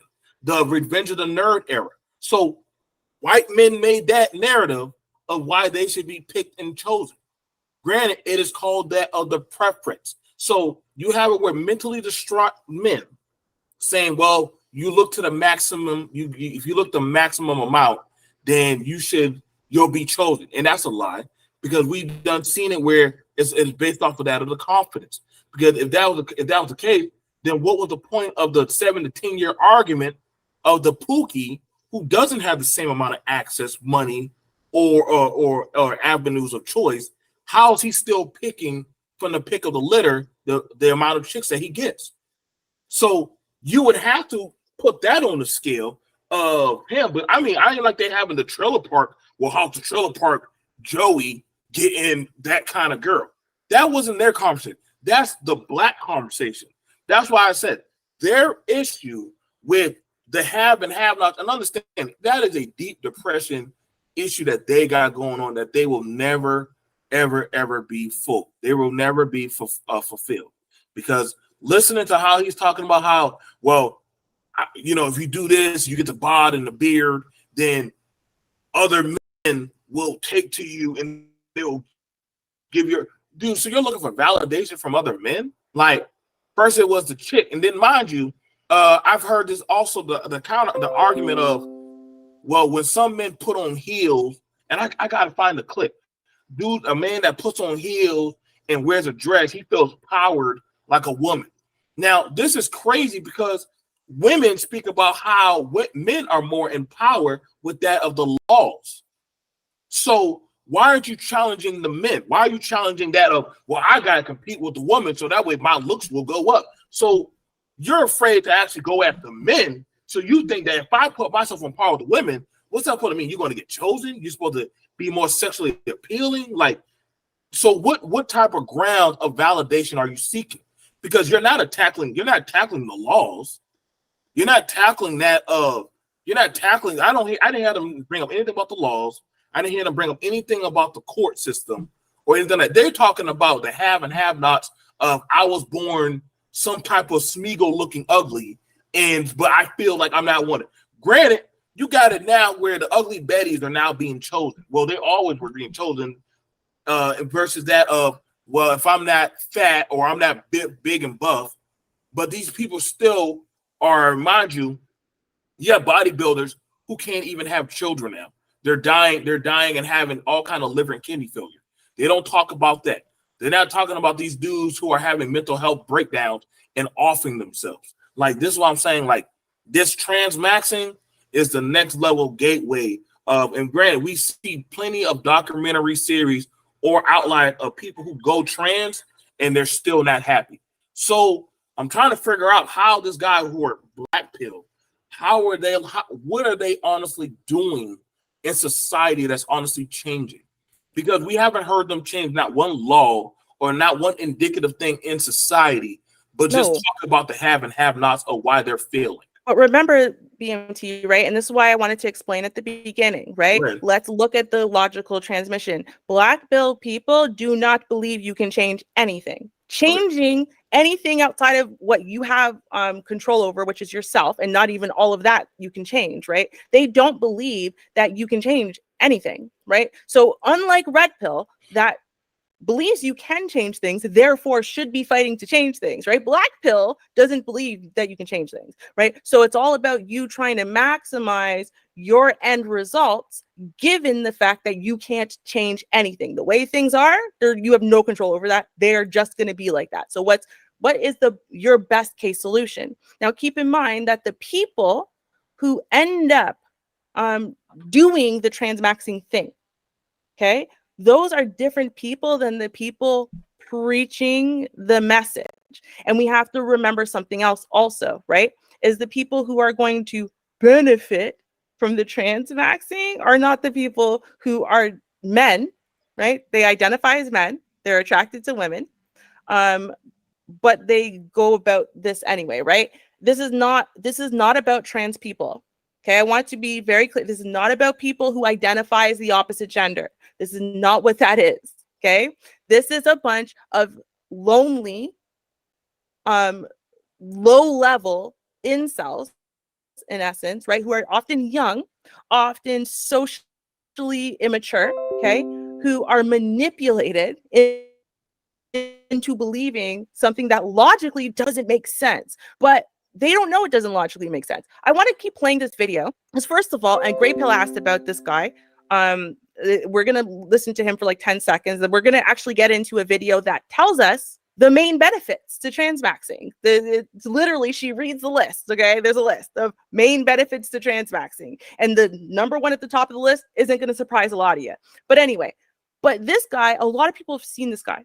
A lot of people. Abraham Preach did a video on him. I think Playback's done a video on him when he wasn't dressed up as a woman, when it was just him. And it's just like he was like this loser virgin guy who's like 24, 30, something like that. And he's from somewhere in Europe. And like everyone has actually heard this guy. You might recognize the voice and the looks as we keep moving through, but y'all recognize him. And you will listen to him and you'll realize he doesn't identify as a woman. He doesn't. He's just one of those guys who's so easy to manipulate and control his mind. Let's take a listen. Let's take a listen to this, and then we'll pause again in a bit. Unless you want to pause somewhere immediately, let me know. I'll do that. But yeah. Tina, a former incel who managed to escape inceldom by transmaxing. And this is an incel's guide to transmaxing. In this series, I will tell you everything you need to know to stop being an incel and become a girl instead. I will tell you exactly how I did it and what I learned along the way, as well as what I would do differently if I could start over. In this first video, we'll figure out how to best start your transition. Before we do that, however, let's quickly go over the most common transition steps so all of you can get an idea of how your route to womanhood might look like. You will want to get a female voice. That can be done either by voice training or if that fails you, voice feminization surgery. You will also want to remove your beard hair somehow. There are plenty of options for that, but more on that later. You will want to undergo hormone replacement therapy. That will remove testosterone from your blood and replace it with estrogen so that female body features like breasts can develop. After you got those basics covered, you might want to consider various surgeries available to trans women.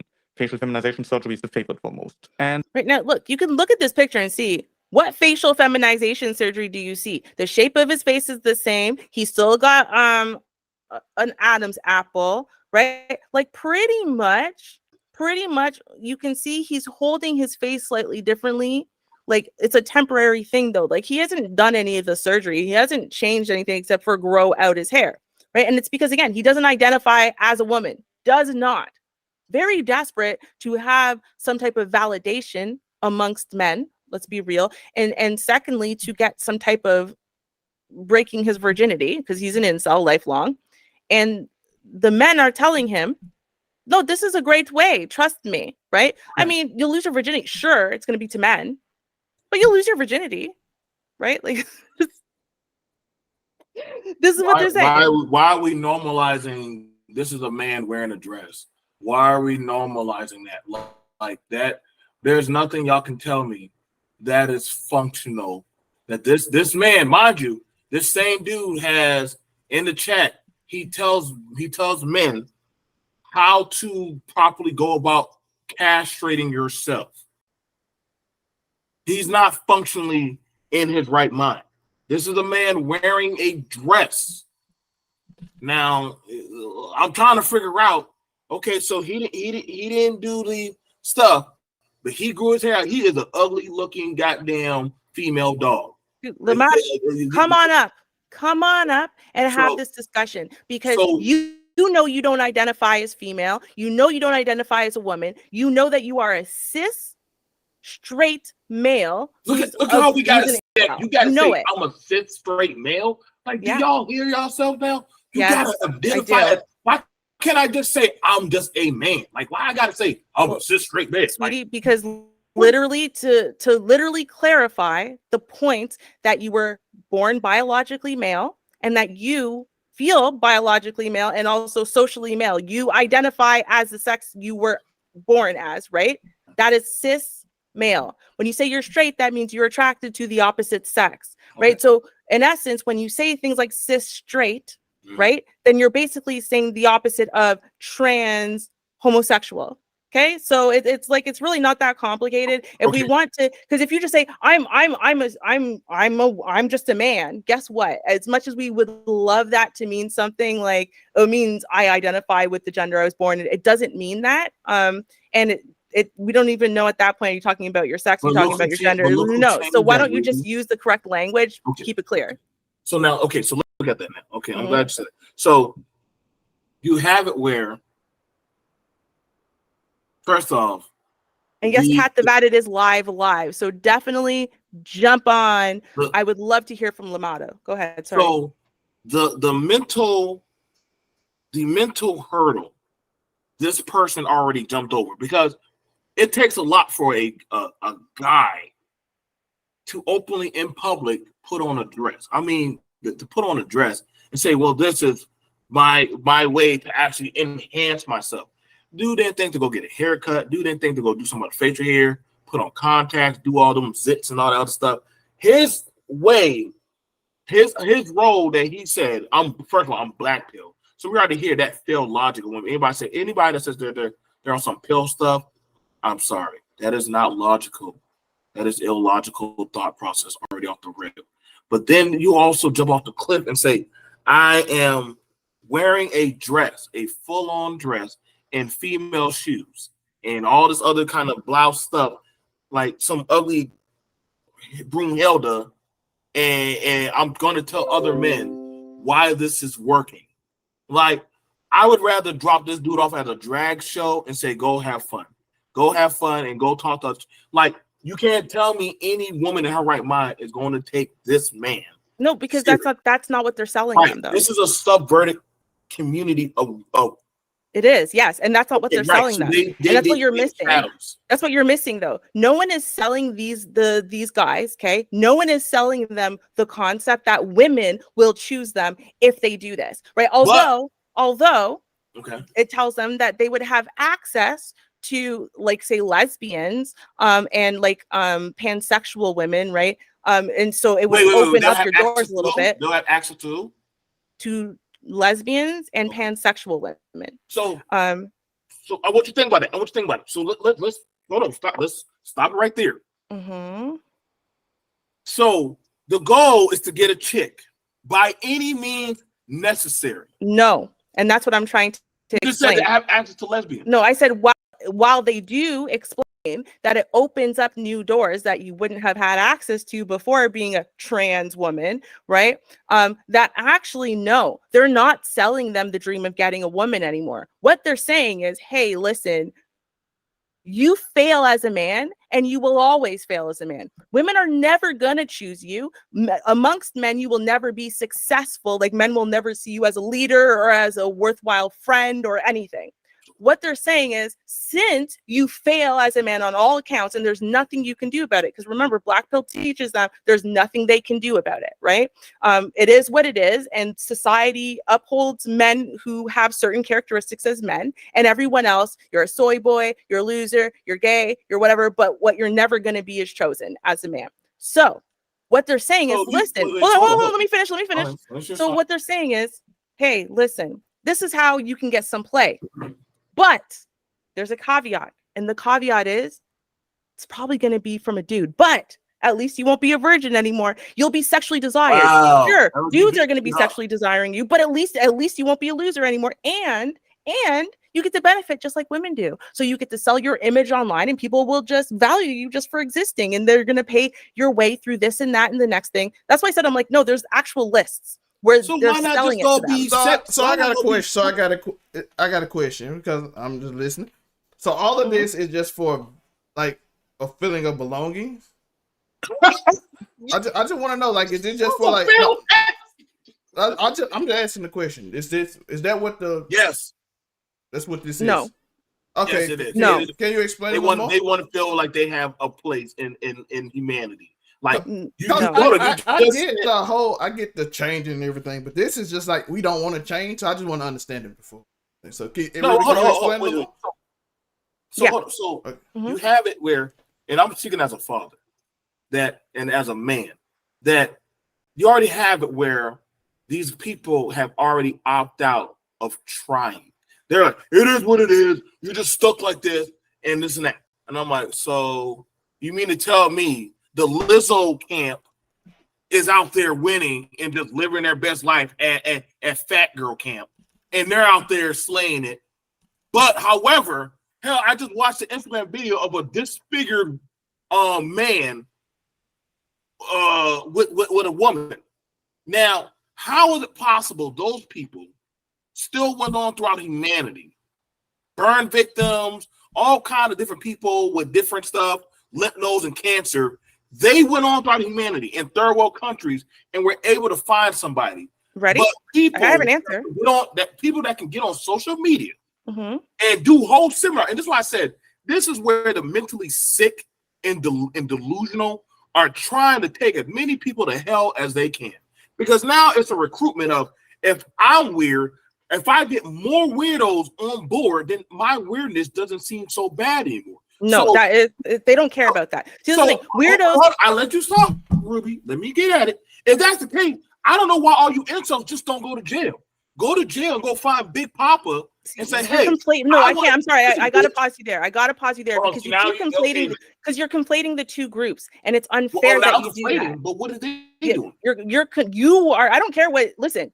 Unless you're trying to say that you're in the bottom of the barrel, like the bottom of the barrel bitches, then we're not going to use that as a standard, right? So what we're not going to do is use bottom of the barrel as a standard. We're just not going to do that, right? Well, that's what they're doing. I don't care what they're doing. That doesn't matter. My standard is not run by the bottom of the barrel people.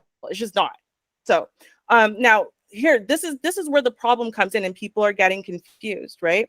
There is a difference between the people who use these hurt people, young people, people who are easy to manipulate, people who are easy to control, people who are easy to dominate, right? Easy to fool, gullible people, whatever. There's a difference between the people who are the gullible, easy to manipulate people, and then the people who are manipulating them, right? And so you cannot define the group that is socially awkward, socially immature, socially inexperienced, neuroatypical, young, and a bunch of other things. You cannot define those people based on their abusers. You can't.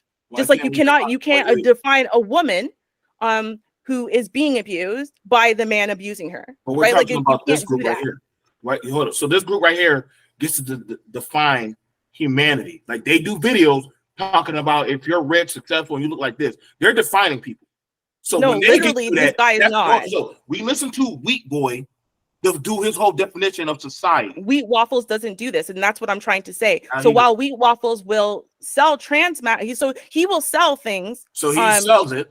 Right, but it doesn't even apply to him. In fact, in general, he's an okay looking guy and he doesn't have problems getting women, right? So that's what I'm saying. You're talking about two different demographics. The people who are leaders in this stuff are manipulating a bunch of young people who don't know how to do better and are desperate for a leader. They're desperate for a father. They're desperate for information. They're desperate for someone to tell them how they can be successful in a way that they've been failing their whole lives. So you can't blame those people who are just desperate and just literally don't know better and literally don't have the social awareness and acumen to say, oh, wait, no, I'm being manipulated. Wait, no, you know what, this person is actually using me. Oh, wait, no, this person is actually trying to get me to do something they would never do.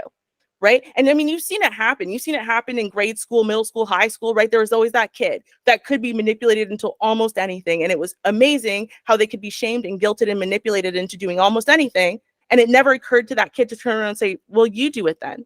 Right. Even though the other people they wouldn't be caught dead doing it. Right.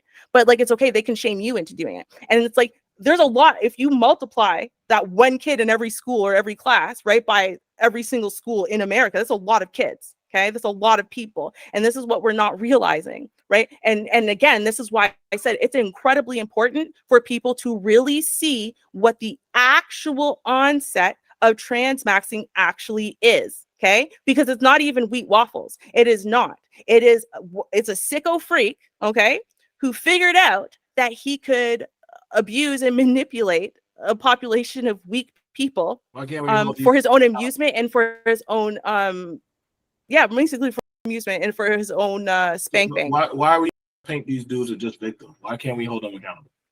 Why can't we hold them accountable for their own action? Because they're often being groomed from the time they're children. And this is what this has been ongoing for 7-8 years. This has been ongoing for 7-8 years.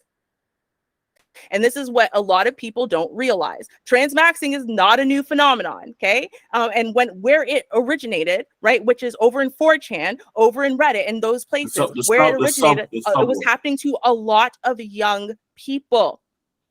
And we know the names. We know the names. Like, you don't understand. They actually went out of their way. They created shill accounts. Okay, they became shills, and they went out of this. That's what I'm saying. It's like this video that I have, right? This is introducing people to the concepts of things like transmaxing, whatever, because a lot of people don't know. But I'm also going to introduce people to the cult that really started this, because there's actually something that really started this. And until you really understand where it really came from, you're speaking, but like half blind. Because you've missed actually the origin. Because you've missed the origin. Kat wants to know who started it. So, I think Rico. That's what his name. Rico.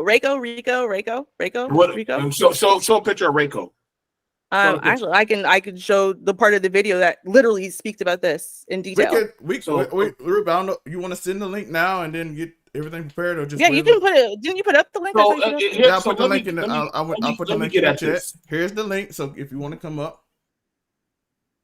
So it bothers me because we're talking about men. We're talking about men that are that literally they cannot be held accountable. Like if you want to say to me, if you're just want to tell me that hey, that these men are mentally incapable of any aptitude of accountability, say that first, and then after that, I will treat them like no, because I'm not going to say that, right? Okay, because people who are abused are not accountable for the things they do when they are being manipulated and abused to that extent. They're just not, and so we know that. Like we literally, you know what? Listen, you are too much of an advocate for victims for you to now turn around and because the victims happen to be young men, you're suddenly blind to what victimhood can actually do, and when someone is being manipulated and abused, and then later actually had that used against them and weaponized, you suddenly don't understand it? Like, come on, BMT. So what we're doing now is I asked, well, are they talking about any laws?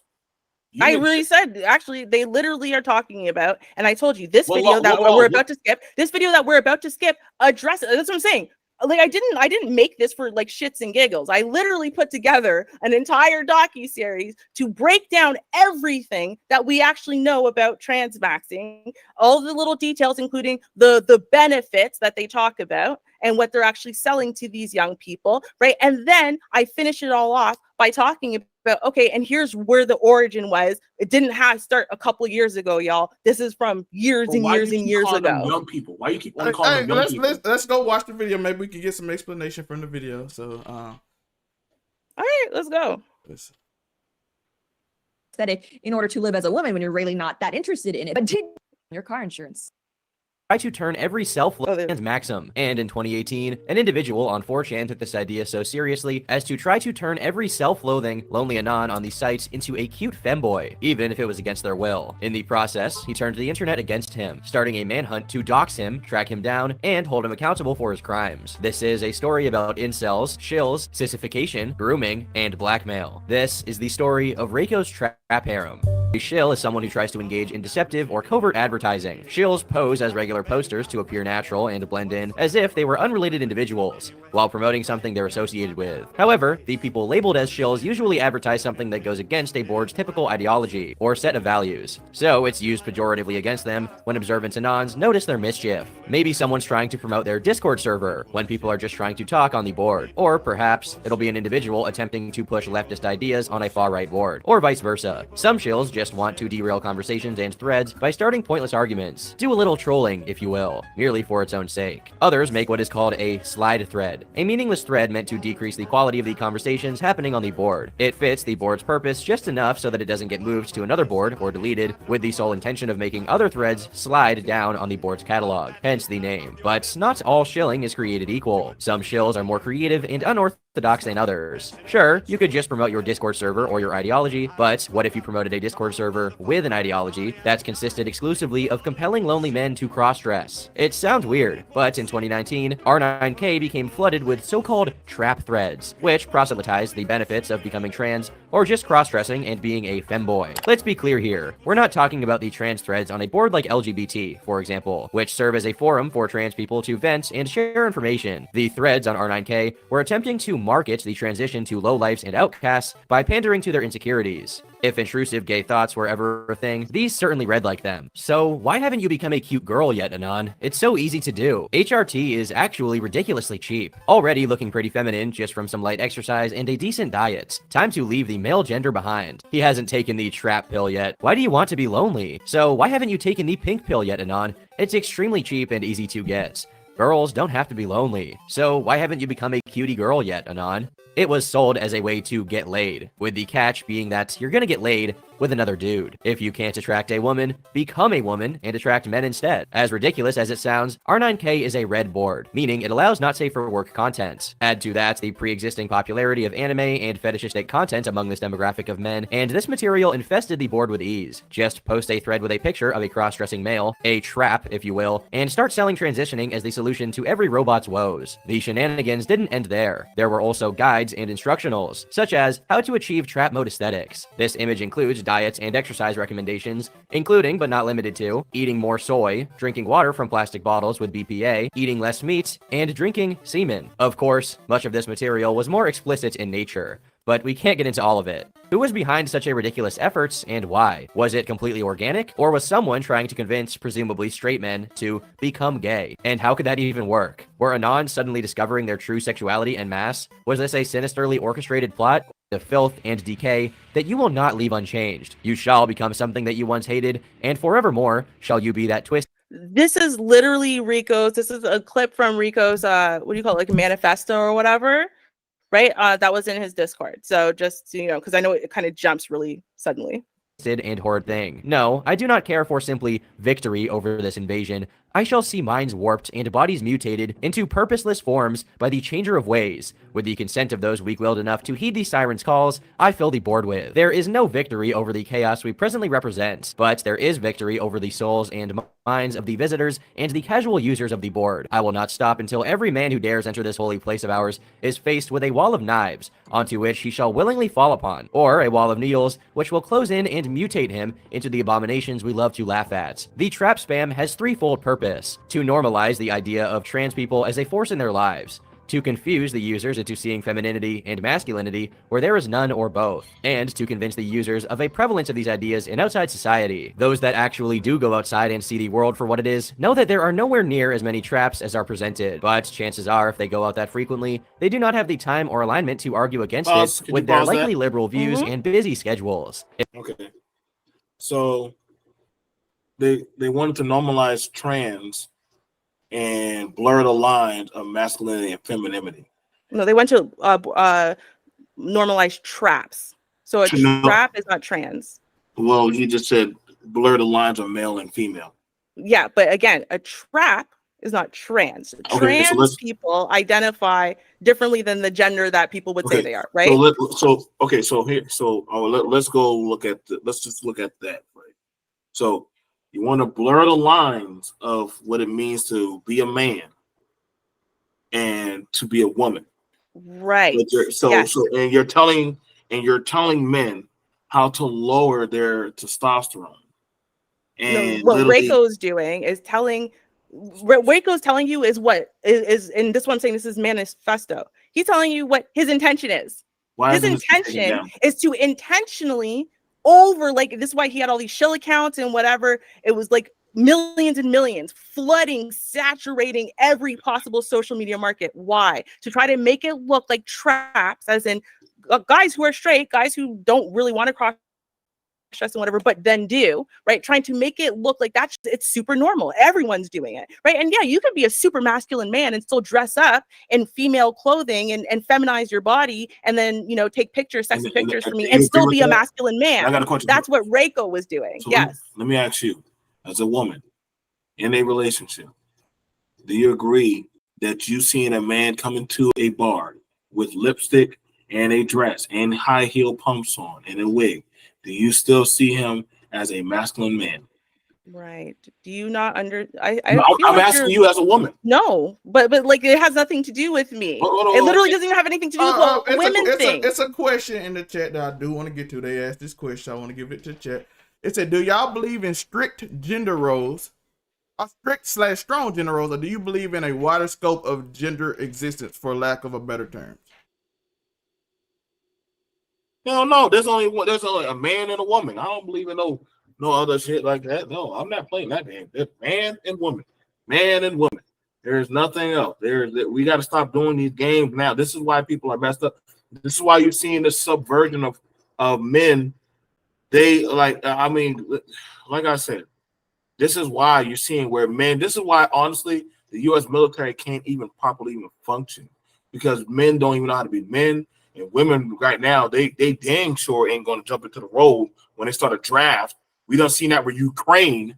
When they started that draft, you know what happened? Those women said, oh, bump this goddamn strong woman shit. They jumped on that train and got and hightailed with the women and children. So we definitely understand that when society starts beckoning for the hard choices of men, people all of a sudden start finding their gender roles.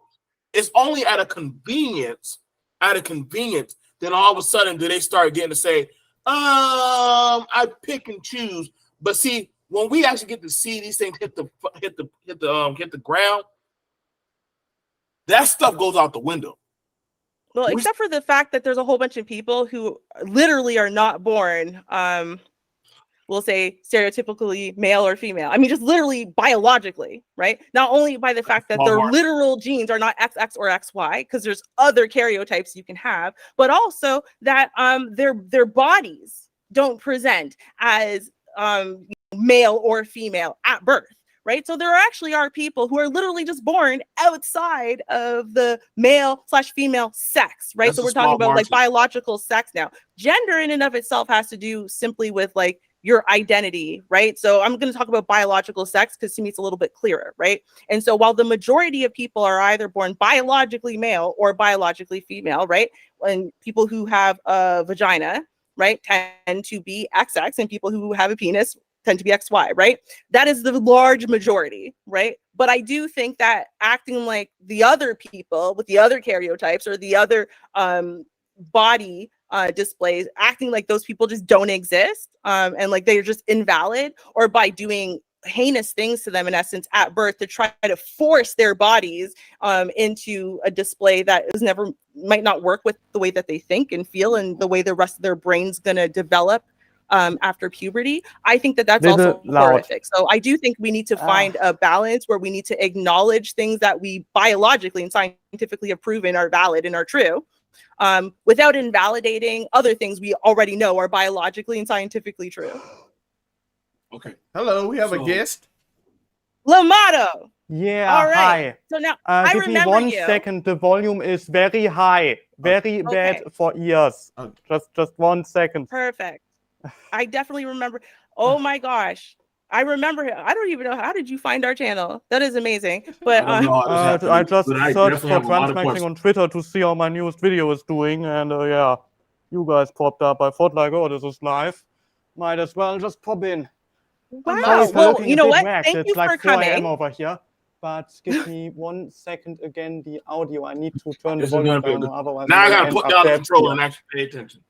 Jesus Christ. No, I one more really appreciate second. you coming. I'm I glad do. that I you really did, do. because Welcome without to the Yeah, show. obviously. I mean, of course, like just I gotta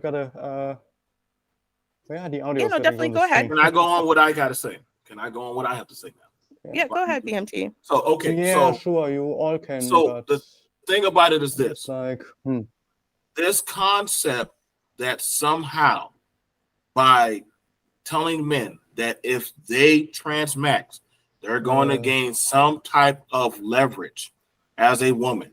I don't see men talking or having group conversations of, hey, you guys got to watch out for walking in the parking lot because somebody's going to rope you or grab you. You don't see them having conversations about, hey, you got to watch out for this, or, you know, watch out for your cycles. That's not the. Now, when they start doing that, when they start crossing them lines, and I need to know, but I have yet seen that.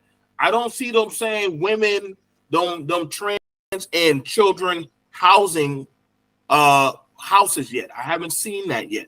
I'm trying to figure out what is the end game. But if you're telling me that somebody who is full on life, that has a chance to have a probability of changing their life, you got to tell me what about them that they cannot change. If you're just saying, well, it's my looks, then what about your looks? Are you saying that you're stuck in? Is it about your money? Go get a job. Is it about, well, I was born this way? What type of way? There's plenty of we live in different avenues now where just because you're born a certain type of way is not the end game theater. So I'm trying to figure out what you're saying. All these young men are coming in. Granted, this is a sub community culture. So it's not a lot of people, because a lot of people don't even know what this is. So we can't say a lot of people know what this is, because that would say, well, all the poor impoverished kids in India should be transmaxing. All the black kids who feel like they were cut out of whatever reparations in life, they should have been running over here too. Then every disproportionate boy in life should have had a Pinocchio moment and come over here. If y'all can't explain to me why we haven't seen that great migration, which we haven't seen, because if that's the case, then there should be a lot of people in third world countries running into this community. That's not happening. This is a choice. This is a choice. You don't think, first of all, because again, to me, you just continually conflate actually trans people with people who are transmaxing. No, I didn't say nothing about trans people. I said, and the person can hear me, Giselle can hear me, I said transmaxing, which is a choice. I actually got to watch the video. Great. I watched again, video, but BMT again. Hold on, No, because you interrupted me 2 words in. So I'm gonna get my point out, and then by all means, we're gonna jump to LLamato. Okay. Now, again, my whole thing comes down to this, right? We cannot compare North America society to other societies all over the world, because their circumstances and the way their countries are built and the way their societies are built and laid out is going to necessitate different types of things. Okay, sometimes it might be a little similar, sometimes it might be different. Now, LLamato, I know that you are from not North America, so let us know where are you from? Yeah, first of all, finally I can hear you without getting tinnitus. That's pretty good. I wasn't quite able to follow the argument because tinnitus. But I'm from Germany. Yeah, so there's that. Germany. Okay.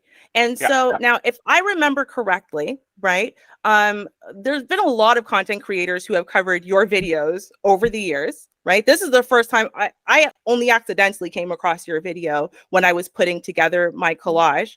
I've seen you before, never dressed as a woman, never with long hair, right? And it was you were an incel, and you were having serious trouble trying to be successful with women. That was in essence what people were reviewing. Am I correct about that? Where have you seen me before? Well, I believe Abba and Preach reviewed your video probably a couple years ago. I think Playback has reviewed your video. I've seen a lot of people review videos of you. I've not been on YouTube before transitioning, so you must be mistaken. Not you. The LLamato channel exists since the 11th of January this year. Right, but I'm not talking specifically about created you. in response to a video from Cats, who is also here. So no, Okay, I have so- always been doing videos somewhat like this. Check the Right. channel. That's you. Right. On YouTube. That's Right. you right there on YouTube.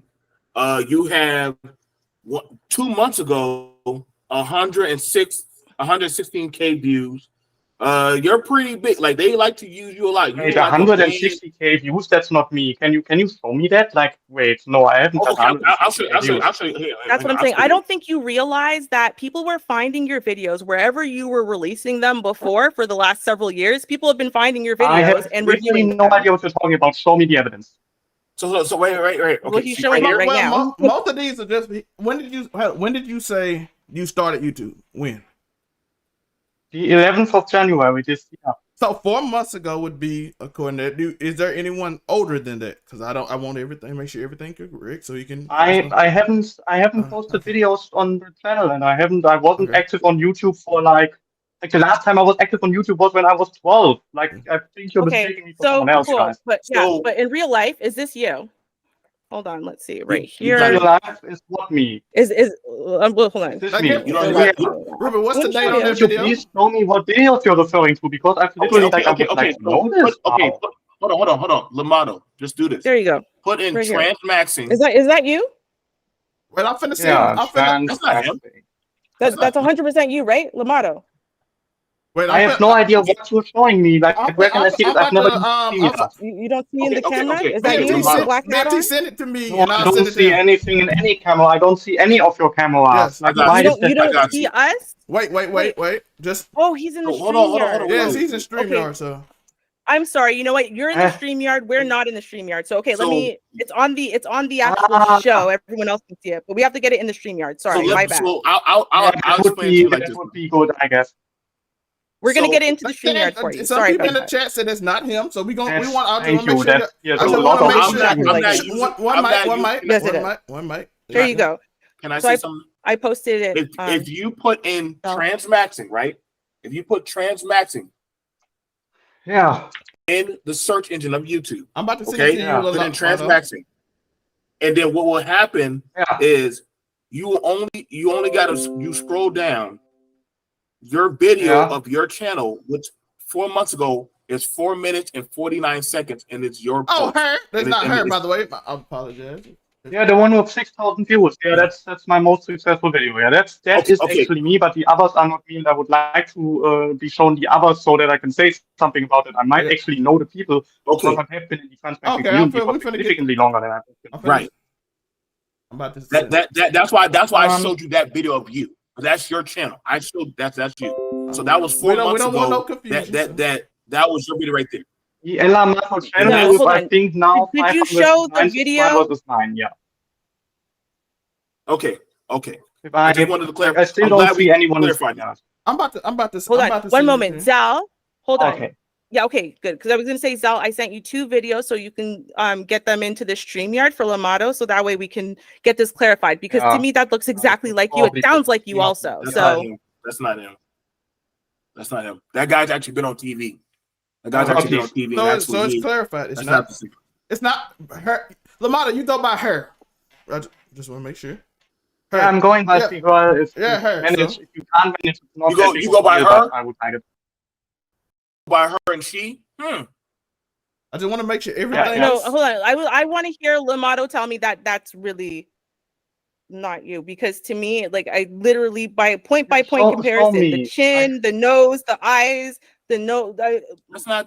That's different people. I'm about to send it to you right when not. right when it load up. Somebody is taking all day. So Lamont, I think they're confusing you with there's a video of a dude who had a relationship with a female who said he was ugly and he has a disease and that him and this girl were in an abuse relationship. That's not you. That's not your video. I know your videos. That's not you. This looks exactly. That's not. I don't think that's me. No, that doesn't sound like me. You might have gotten the wrong I know guy. that's not you. That's not you. That is not you. But yeah, let me see. Well, I want to get the confirmation. So let's stop talking about whether or not these videos are until Zell can get the videos over to you, so that way you can confirm or deny. Because if I was wrong and it's not you, I apologize. I was going by sight alone, and I accidentally came across your video when looking for a video about specifically transmaxing. So it wasn't trans by itself. I literally looked up the word transmaxing, all one word, and your video came up. So if you are a trans woman and you identify as a trans woman, then you shouldn't be part of this discussion, because transmaxing is not the same thing as being a trans woman. Transmaxers are trans women. You identify as a trans woman? Oh. Well, hold on. Okay, explain this to me. Thank you. So I would like you to explain this to me. So you're saying that you are identifying as a trans woman, but you are a transmaxer. Okay. So explain to me how you can be both.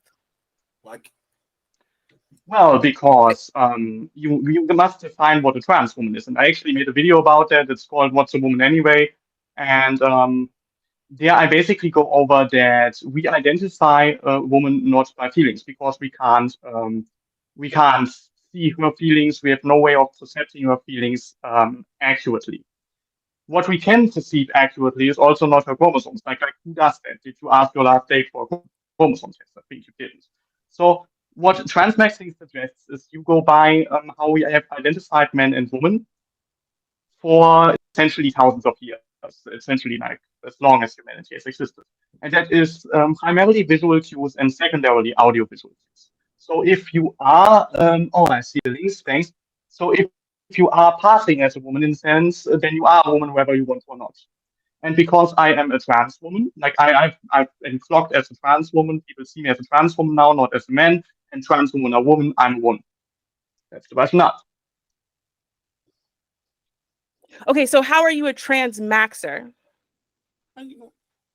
This is not me, by the way. The first video, not me. Let me quickly just go through the videos. That's not you? Well, I apologize. I knew that was also not correctly. That guy has a girlfriend. No, I apologize. I'm saying I apologize. I went by sight alone. The wrong girl.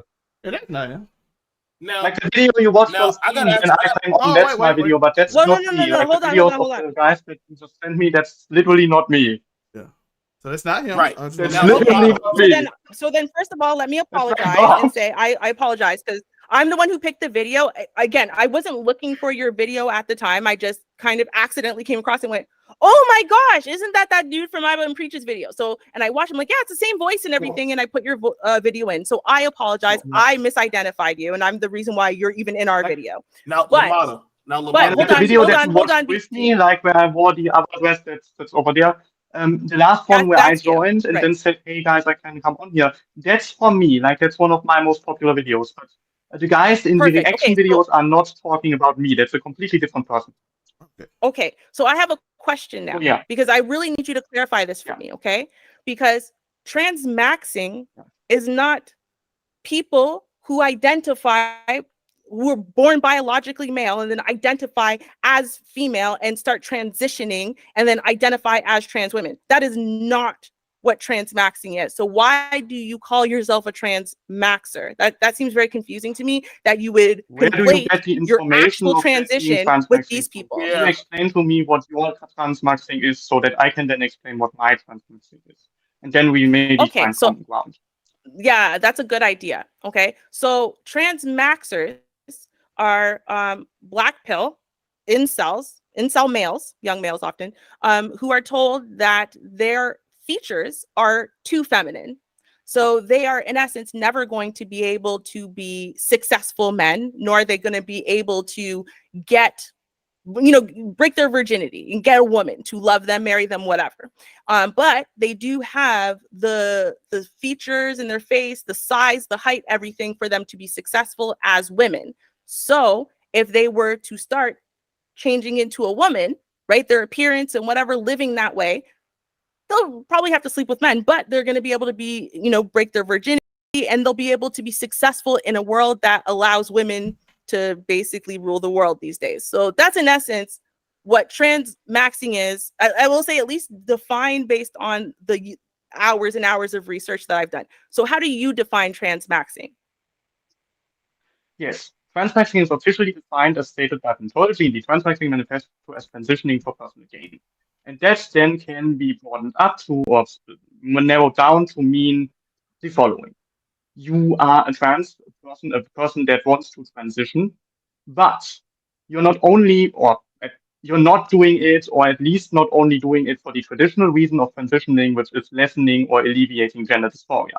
Instead, you're doing it either for something else completely, or you're doing it with gender dysphoria and with something else to motivate you alongside it. So that if the gender dysphoria were to magically go away, you would still transition.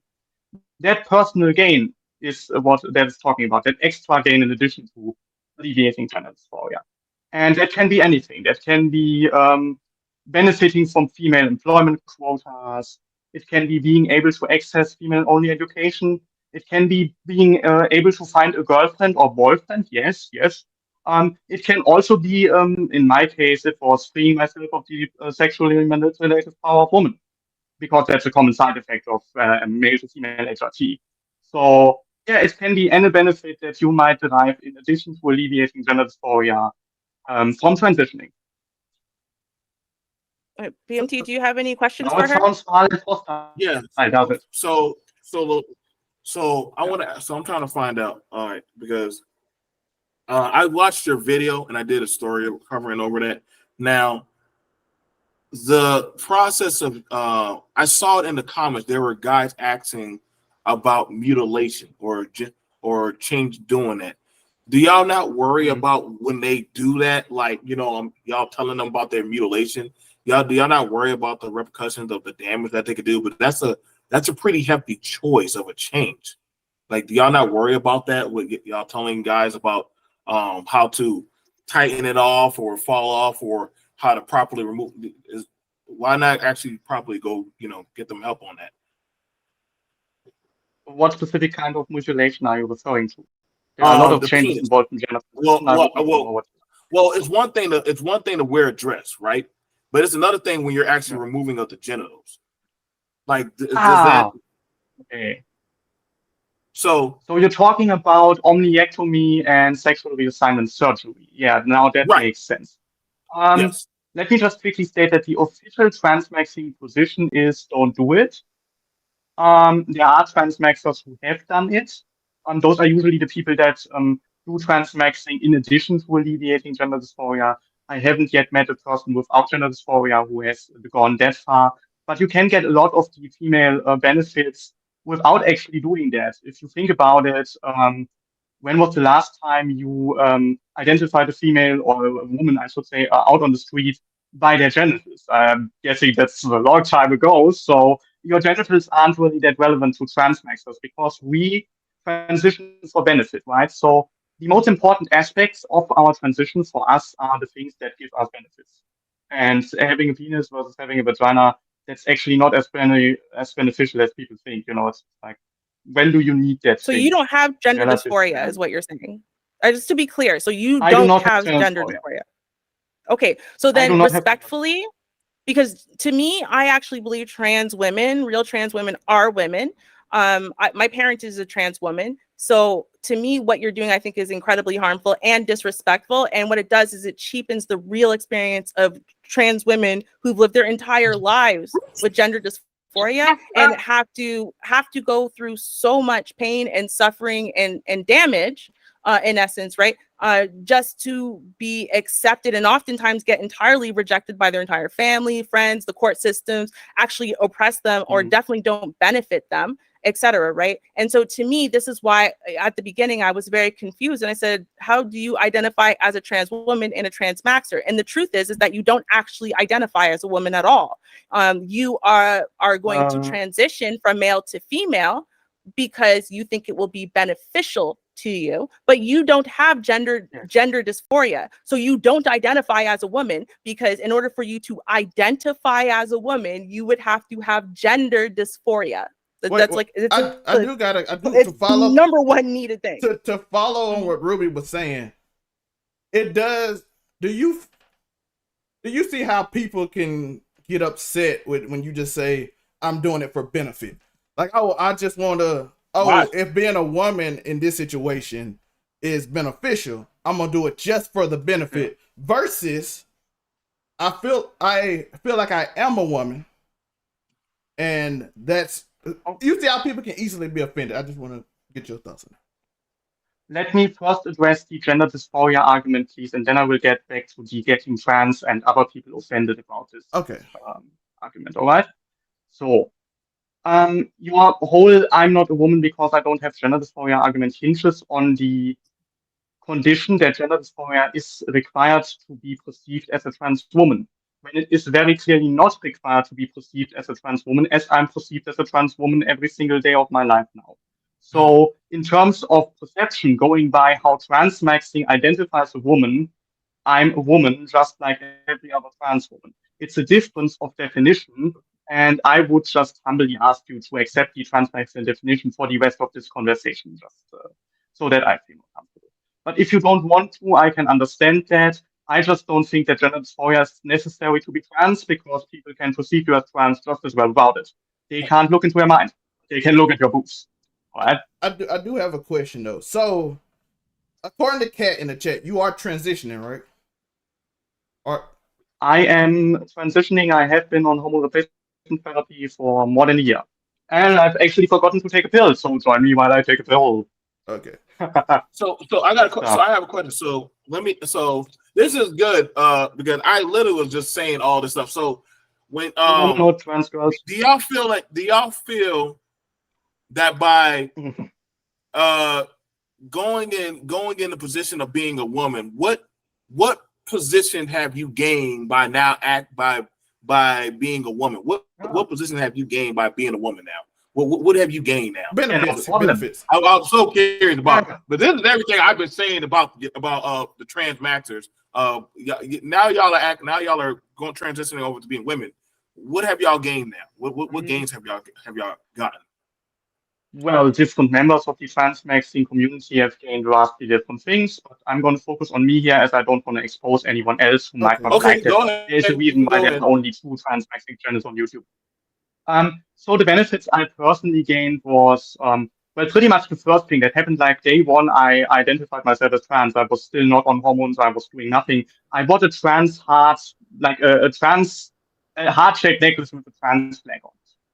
And at university, there was a female-only education course. It was an entry-level course in robotics. That was only for women, and it was done from an outside initiative, feminist stuff. And my male peers challenged me to, hey, you're trans now, right? You can get in there. So I put on the necklace.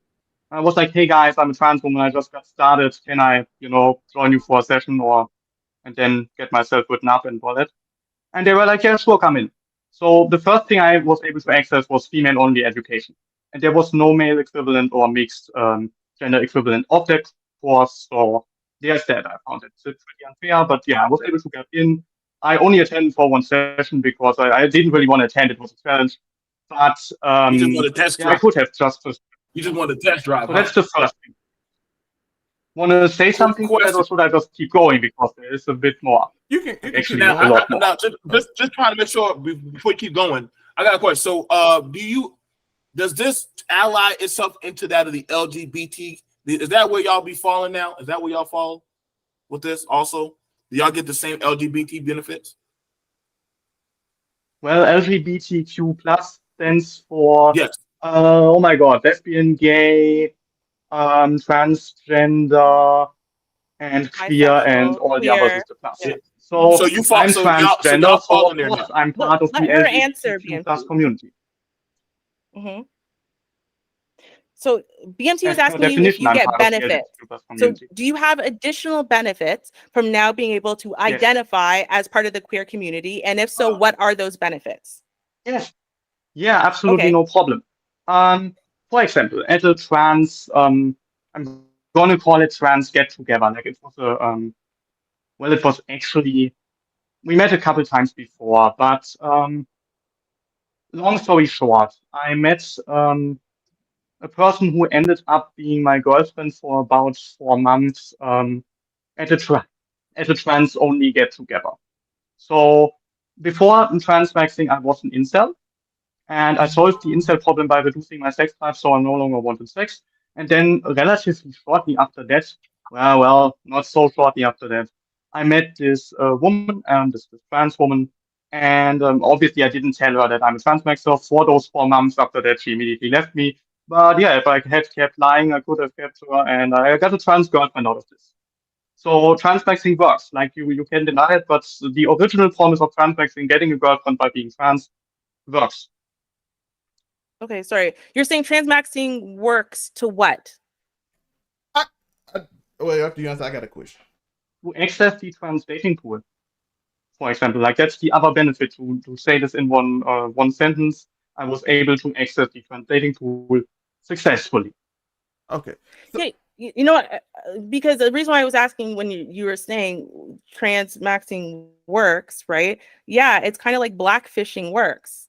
Is blackfishing okay? Is it okay for people to put on blackness when it's fun as a style because it's sexier, because it makes your muscles look nicer and stuff? But then as soon as like, hey, a job interview would find your afro wig unprofessional, you just take it off and go back to being white because that's just more beneficial for you. Is that okay? And I think that is in essence, again, I'm not invalidating transmaxing per se. Like I think it's incredibly predatory for the most part, but hey, if you've decided this is what you want to do with your life and you're a grown person and you were a grown person when you were introduced to it, go ahead. However, my issue comes down to when you decide that you want to conflate yourself and what you're doing with people who have gender dysphoria, have been fighting it their entire lives, who would go and have the scientific tests done, right? The brain scans and whatever. And that would absolutely illustrate that their brain is operating much like the opposite gender, right? Rather than the sex that they were identified with at birth.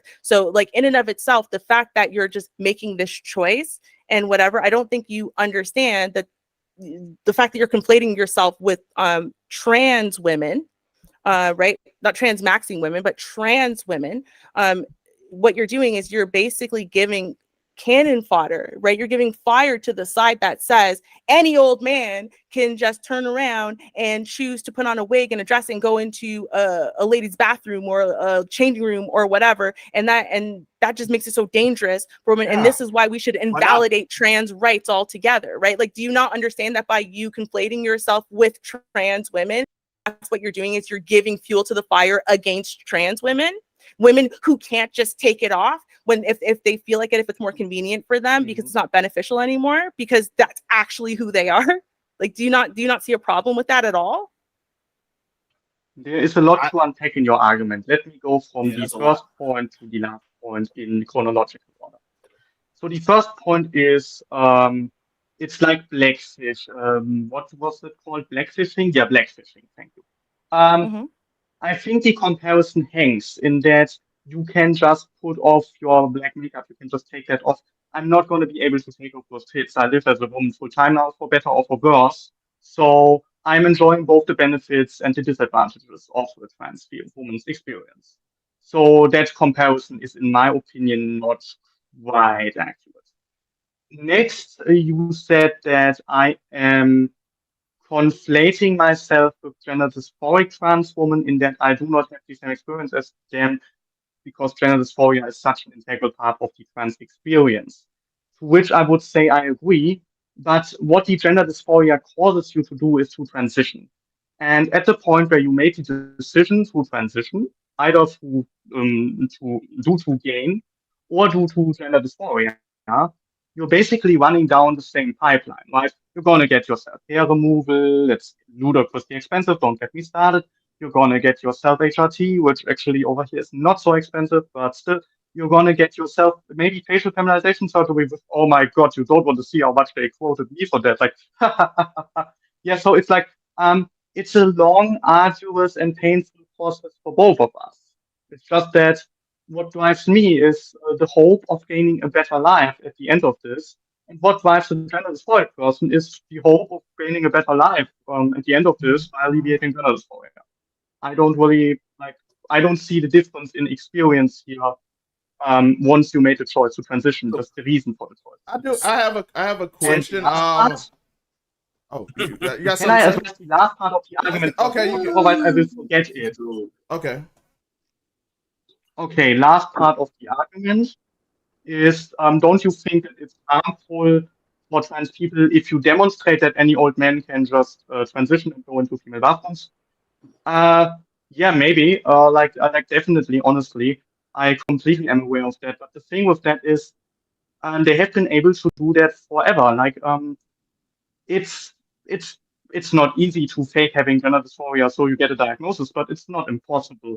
And I've actually put a guide together for it. You can watch it on my channel. No, just kidding, but no, like seriously, if you need that guide, you can watch it on my channel. You can do that, but they have always been able to do that. There have always been certain predatory elements in the trans community. We are just highlighting that they exist. So it's not, I don't see myself as someone who goes into a female toilet to harass women, because that's literally not what I do. But yeah, there could be people who do that, but that's just not me, and that's not us transmaxers. We are transitioning for gain, not for assault, especially not the sexual kind. So there's that. Now your follow-up questions, please. Oh, okay. I have two questions. Well, I got one, and then I'm gonna let you unpack because Kat wants you to talk about transhumanism.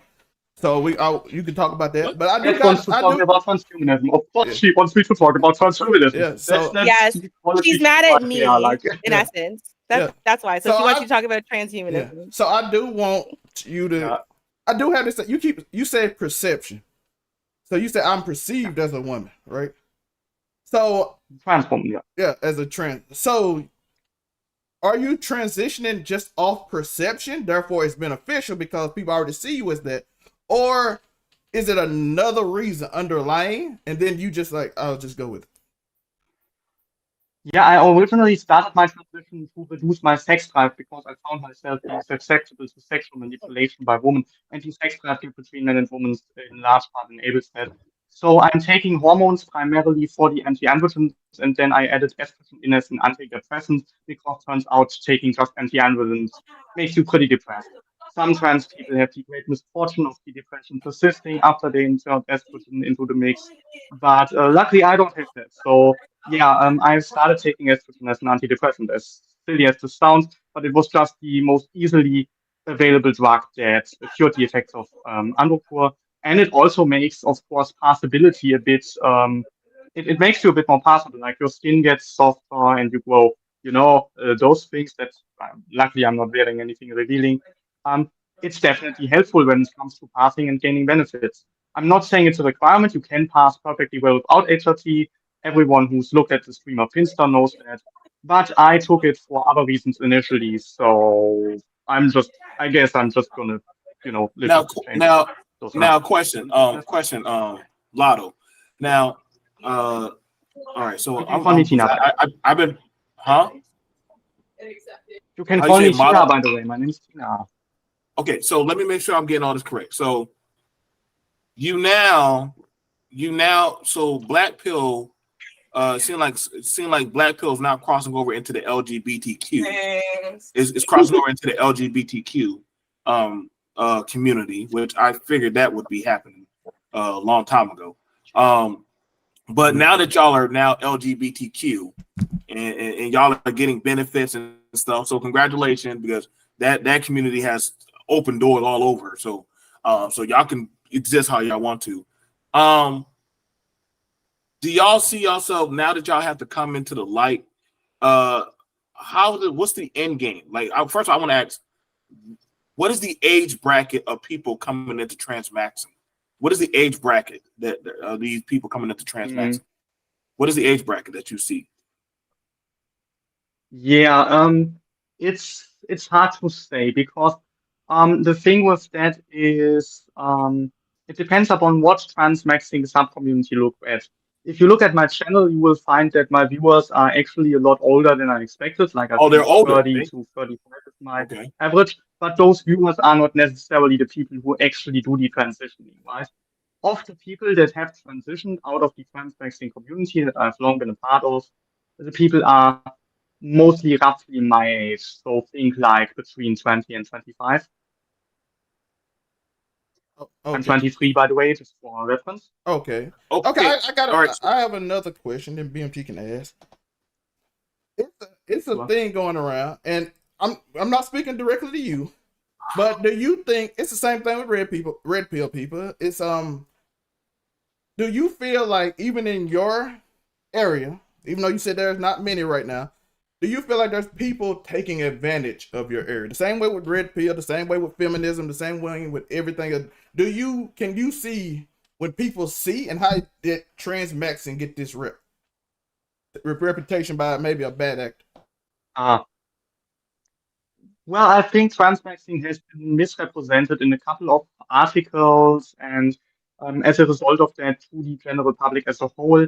It's not gained mainstream popularity yet, so I just hope that I can outdo those bad actors and give it the popularity it deserves, and not we're all gonna sneak into toilets and rape all the women there. That's not us.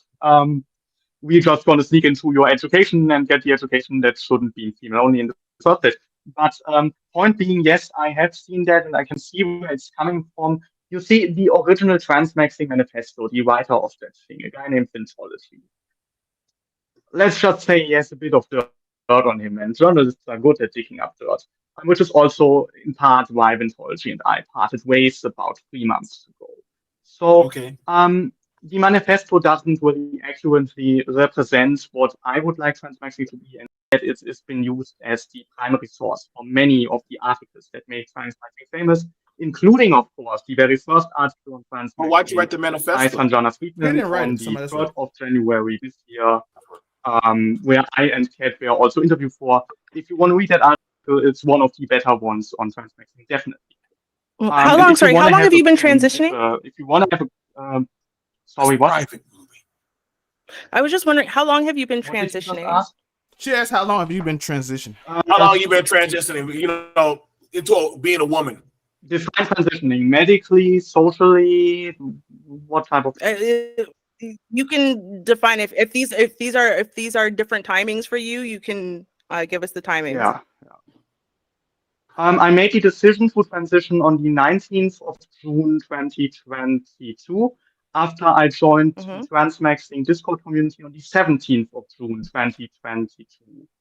Then I dragged my feet a little bit with the whole medical part, because in Germany you have to go through all the proper channels and things and get yourself to stuff. Long story short, I ended up on HRT about 6 months later. So there's that. So and after I, or basically shortly before I was on HRT, I bought this trans necklace, and then I started presenting female, or trying to present female, in public. So there you have the so last year, so what you're saying is that in the last year, you joined the Transmaxxing Discord, and within, how many days that you were on this Discord did you, were you on it before you started getting chicks? Before you decided that you were going to transition? I was on the Transmaxxing Discord 2 days before I made the decision I want the hormones, and I want to present womanly and all that. Before that, I was a men's rights activist for the longest time and had a brief MGTOW phase, although that wasn't really working due to sexual drive. And so I basically looked for a solution to the incel problem that does involve neither woman nor mass murder. And it can't involve mass murder because people like Alligator and Alec Manassian are just bad, like murdering people. That's not what I wanted to do. And it can't involve women either, because the problem with trying to solve the incel problem by getting a girlfriend is that there are simply not enough women for every man. There's a birth rate ratio gap. I talked about that at length in my first video. Basically, the traditional approaches to solving the incel problem don't work. And I looked for other ways. I looked for ways to reduce an incel sex drive to a level where they essentially no longer are crippled by the thought of not having a girlfriend. I found that way after trying loads of other things. I tried, what did I try? I tried, for example, this agent anaphrodisiac called jujubeti, which was said to reduce sex drive in ancient times. And then I tried literal drugs. This is Quatum. This is like opioid, because opioids are said to reduce your sex drive. Both didn't work, and after getting addicted to this stuff for a short while, I decided I need something for this mate. There was an experiment in Germany done on sex offenders where they gave them a drug called Androcur. It is this drug. Long story short, after searching around for way too long for ways to get this drug, I found out that it's actually prescribed to trans women. And so I had my path to transitioning.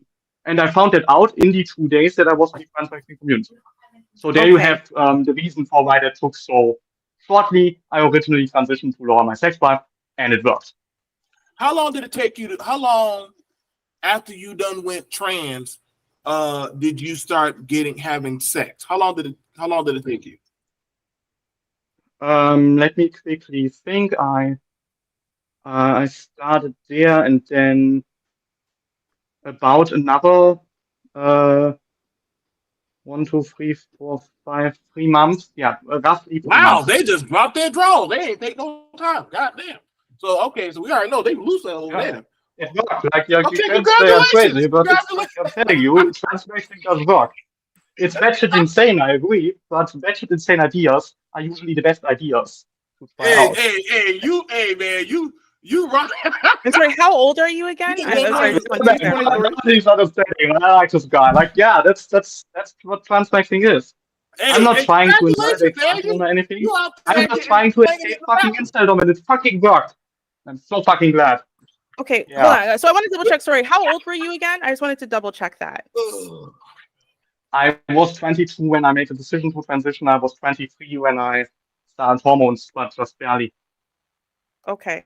So, because the thing is, right, and I want to know this because, and this is why I asked you actually, when did you start transitioning? Because when I say that transmaxing started several years ago, right, like you would have been underage at the time that it started, actually, because it started in 2017, started really appearing in, say, the 4chan, Reddit forums, that type of thing. And then, you know, this basically femboy sissy cult. That is literally what they called it. Yes, Michael, you got that right. You did your research very well. You got that right. There was Michael, and then there was Kushina, and then there was Vintology, and now I am here. Exactly. Right. And so when I say, and you know, and I'm glad that actually you at least have that information, right? But do you think? Of course I have that information. I have been there for a long time. Well, I'm glad. I mean, you've only been there for like a year. So. Maybe like a whole year. You went trans for 3 months and you already been getting boom boom. Like, no, actually, a lot of people. Here, so. Yeah, I mean, it's surprisingly easy to get trans women to you know talk with you. Well, it's easy for you. Woman. Like, so trans, they just slinging it out there. Well, no. Do you think so though? Hard do you to get think this woman interested in you when you're a man? When you're a trans woman, they literally approach you on the toilet. Like, so the trans, they just be having sex. That was once, but I had that happen. Oh, okay. Well, I'm so happy for you. I'm so happy for you.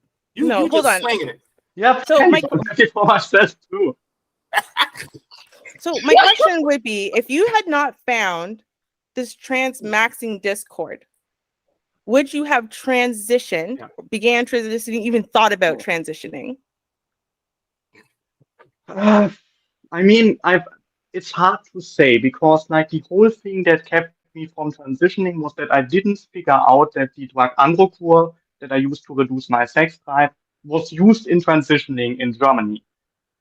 Eventually, I would probably have figured it out, and now it depends upon would I have figured that out before I had self-castrated myself? Because my next option, if I were not able to access this drug somehow, then I would have tried self-castration.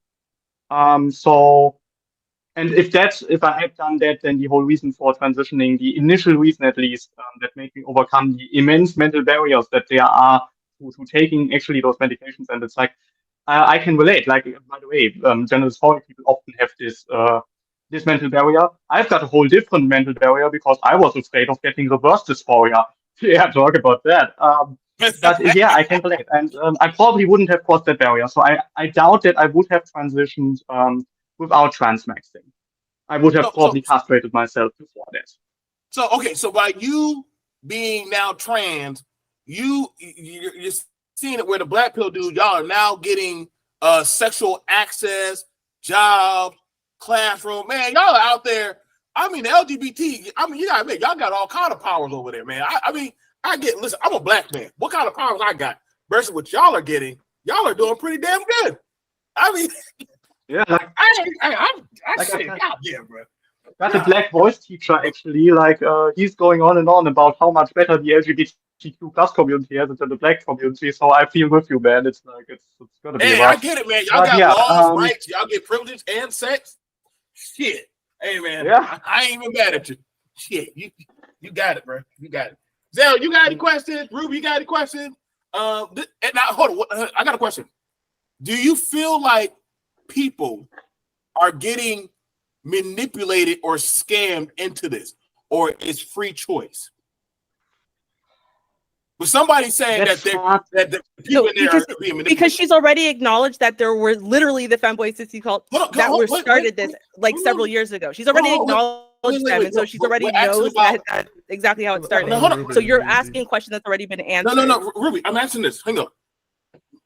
Motto, you are getting results. You're getting access. You're getting wins. Yeah. I acknowledge that. Okay? I acknowledge that. But now I'm also looking at it that can that not be a caveat, like a poster, like a trophy, like to say, hey, this is what you get. You're not. I don't think you're not scamming anybody. You say, hey, I pioneered into this life. This is my results. What are you other incel black pills waiting for? You get what I'm saying? You're not manipulating anybody, are you? You just told them, hey, this is the results of what you get. Yeah, well, the thing with the manipulative part, I can see where that's coming from. And the fanboy calls, like, I haven't been in there, I haven't seen that period of the Transmaxxing history, but that was definitely a bit manipulative. As soon as Vintology and the guys split off, it became less manipulative, but also more, let's just say, shady, because the femboy call that didn't involve any kind of medication, it was just basically dress up feminine. Vintology was advocating for actual transition, so the stakes were much higher there. And in essence, another reason why we parted ways, there is a video on why we parted ways on my channel, you can cross-check that, I'm not making that up, is because Vintology was advocating for literally everyone to do it, like every, not even every incel, but even more people than that, and he was actually against incels because he thought them to be a bad audience because they don't listen to his opinion, which, by the way, I found the opposite. And so what he did was he tried to coerce people into that by saying you can exploit men for resources, and then I was like, dude, that's not what I want. I don't want to exploit people. I don't want to go into toilets and do that. And I don't want to exploit men for resources, the exploitation that I just escaped. And basically I got kicked out of his community for that. So I don't know what the Vintology guys are doing now in terms of coercing people into that.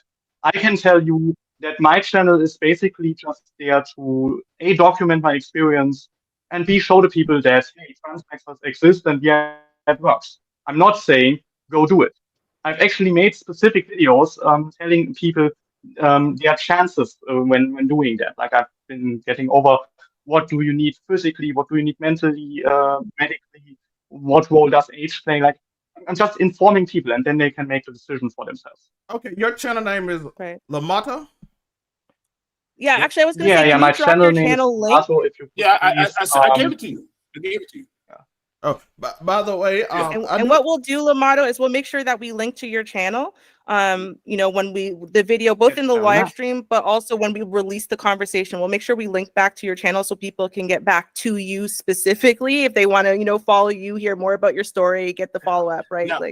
Now, LLamato, now that you do y'all see? Okay, so because I don't see y'all as victims. I don't see y'all as just y'all saw an opportunity by any means necessary, and y'all seized it and y'all took it. And I can't get mad at y'all because y'all took advantage of the society. I can't. You are a lot braver than me. You crossed into a threshold of the unknown that I'm afraid to go. Me, I can't go there. But yet you did it, and it worked. Like you literally played the long game, and you got a girl in 3 months. Why? Yeah, it's hard. It's a hard line to cross. Like I got to say that right now because I'm planning to make a video about that. The biggest disadvantage of transitioning is actually getting there. You see, it's like, okay, like this. Basically, I was so afraid of reverse dysphoria because I didn't have dysphoria that when I took the first estrogen pill, like I stayed up late at night to make myself tired, and I took that pill just before going to bed because I wasn't quite sure if I would wake up the same. Like I wasn't sure about the mental effects. I was literally afraid of not waking up again. So yeah, there is a huge barrier to that, and I just want to say that I just want to sit here and say sample size of 1 is not representative. We need more people to try it just so we can make sure. But I can honestly say that for me it worked, and I've got no reverse dysphoria. On the contrary, I got a trans girlfriend out of it. I got female only education out of that, and I'm working on, or basically I'm trying to get myself in one of those female scholarship programs. Updates on that possibly on my channel soon. No promises. I do have a question. Before we gotta get out of here, I'm happy for you. Before we got here, I want to know, because you said you recently made your YouTube channel in January, right? Like Elon Musk, maybe, but Tina, no way. Let me just quickly read the chat. Oh yeah, the chat. She said, "How can you take advantage of?" I'm so nervous. I'm sweating. I'm so nervous. You can't take advantage of the system as it is now as a regular person. Yeah, like that's the thing. Sometimes you got to work around the system, and that's really what transmaxing is. Transmaxing is working around the system for traditional transitioning to get other things out of it. It's like repurposing. I'm glad you clarified it for us, and you BMT my directions of what I said. So I BMT, feel like why don't we allow the other host of the show to ask his question? Like I said, how could you let me have fun, Ruby? LLamato, you said that you started your channel in January, right? 11th of January. The first video was uploaded. The channel existed long before that, but it was used for childish things. I made it when I was a child. Okay, those videos are gone. Okay. Please don't expect them to ever be released again. Okay, so we all did stupid stuff when we were young. Yeah, but you said recently, you wanted to talk about not allowing other people to have castrations and all this. What is your goal for your channel? What did you want from the channel? Well, the channel is basically an advertisement platform, and the goal for my advocacy for transmaxing is, you see, I think the best world would be a world without genders, because then we wouldn't have gender discrimination. And there have actually been studies done on that. You have gender discrimination in other species too. There are some species that have no genders. This was a colossal waste of money in my opinion, but they figured out that in a species without genders, there's actually no gender discrimination. No, really, seriously not. So if we had no genders, it's safe to assume that we wouldn't have gender discrimination. And I think that would accomplish both the goals of the feminists and the men's rights activists and all that. That would be great. But we can't have that because it's just simply biologically impossible.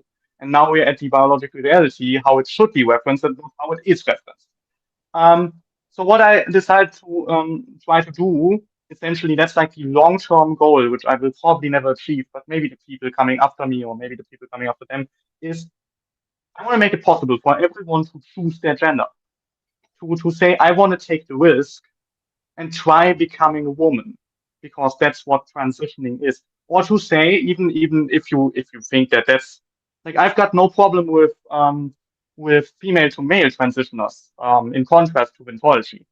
I want to make it possible for everyone to say, I want the gender that I want for whatever reason, because if we can choose that gender, then that's the closest way to having, or the closest way, or my goodness, English, the way to come closest to having no genders. Sorry, German. Now, okay, so in your video right here that you're doing, right? It's like in 2 minutes and 21 seconds, y'all are telling people how to properly, remove hair and different other things toward the transition. Now, could you please? And then also it says, after that, at 2 minutes 33, it says, whatever your healthcare system is not willing to give you, transmaxing if you're going to give it to you anyway, yeah. Transmaxing is as much about that. I'm just trying to figure out, Okay, so we're not going down that line. Now, I want to show you something in the chat, LLamato, because we have someone in the chat, right? Mr. DJ Music, shout out to him. Also, shout out to DJ Raul. I see that he's down there. Now, Mr. DJ Music just said, I want to be a ham sandwich tomorrow. Is that possible? Now, see, the thing is, right, for people like myself who consider myself to be a queer ally, right? I care about LGBTQ rights and about what they're going through. And part of what I talk about a lot has to do with the science and the fact that it's not a choice. Because for a very long period of time, people in the LGBTQ plus community have been invalidated specifically because they have been told that it's a lifestyle choice, right?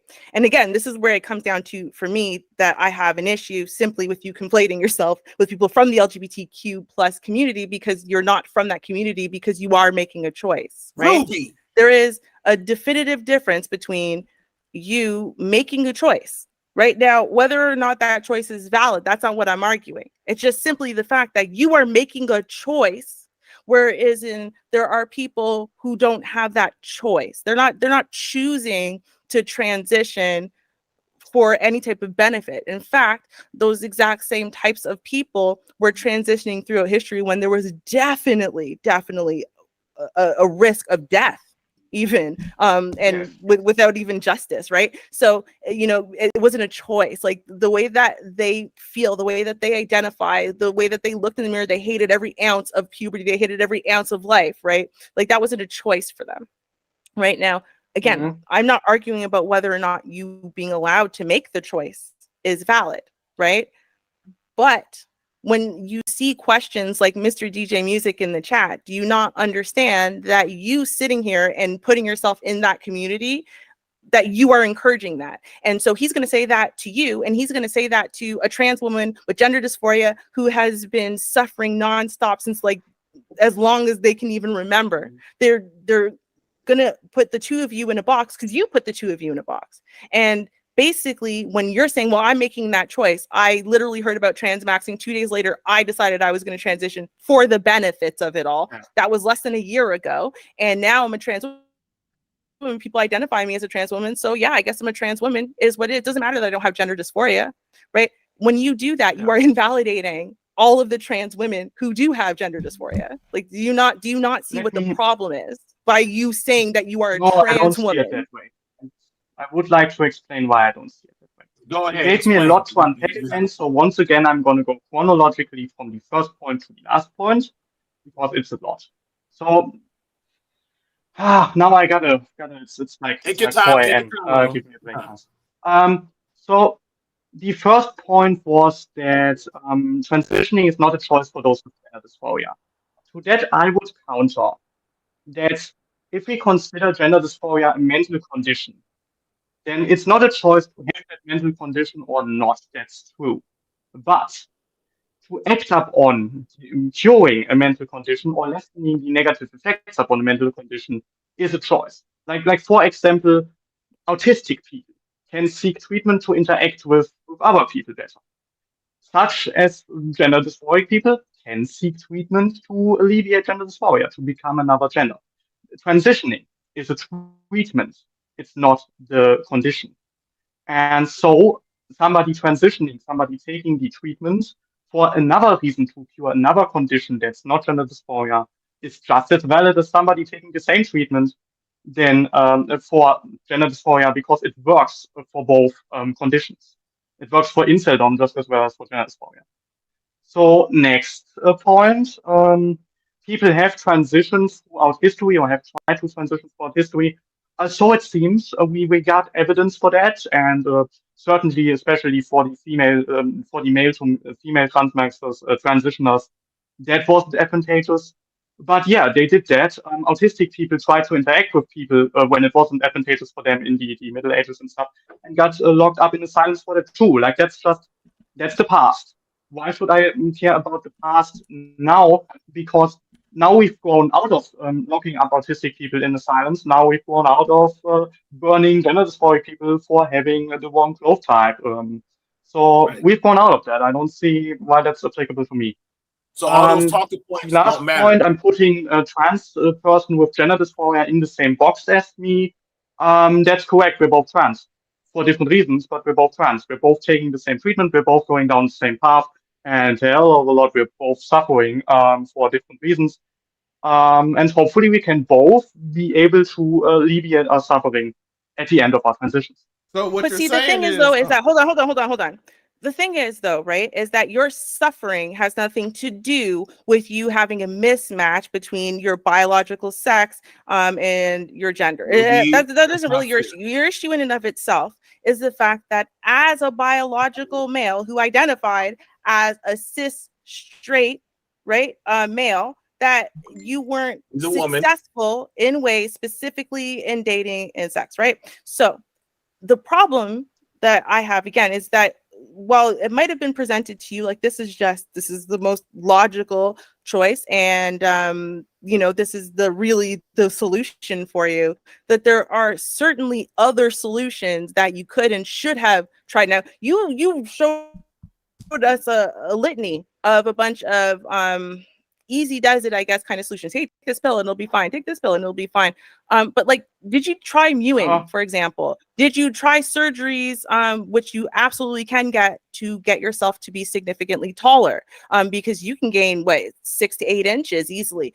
There's a lot of other things that you could have tried to socially transition into a more masculine male or a more masculine appearing male. You could do the exact same voice treatments to make your voice higher, like as a woman's. You could work on making your voice more deep and bassy, right? So I mean, like all of these things, right, that black pill sells you as being these unchangeable things. Oh well, too bad, you're just born too feminine, and just oh well, right? You could actually work on and change, right? But you didn't choose to go that way, right? But your issue was not the fact that you identify as a woman. You didn't have that issue. Your issue was that you were an incel.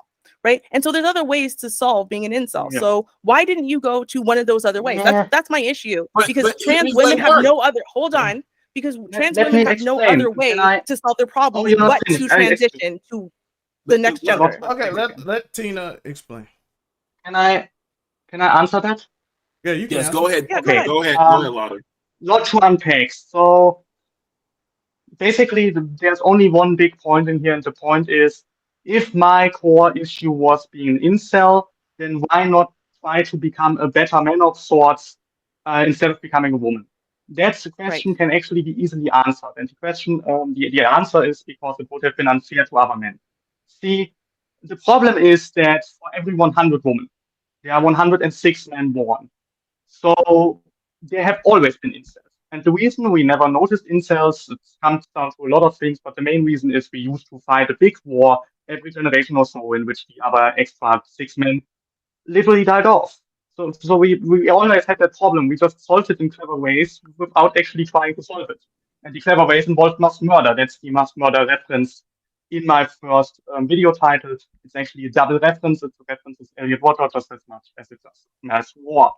And the problem with that is now that we're no longer fighting wars, men are no longer getting killed. We can hopefully agree that that's a good thing, like getting killed in smaller numbers, right? And so we notice the incel problem now. But here's the crux. If one incel now gets a woman, that takes him out of the pool of incels, but it also takes a woman away from another man.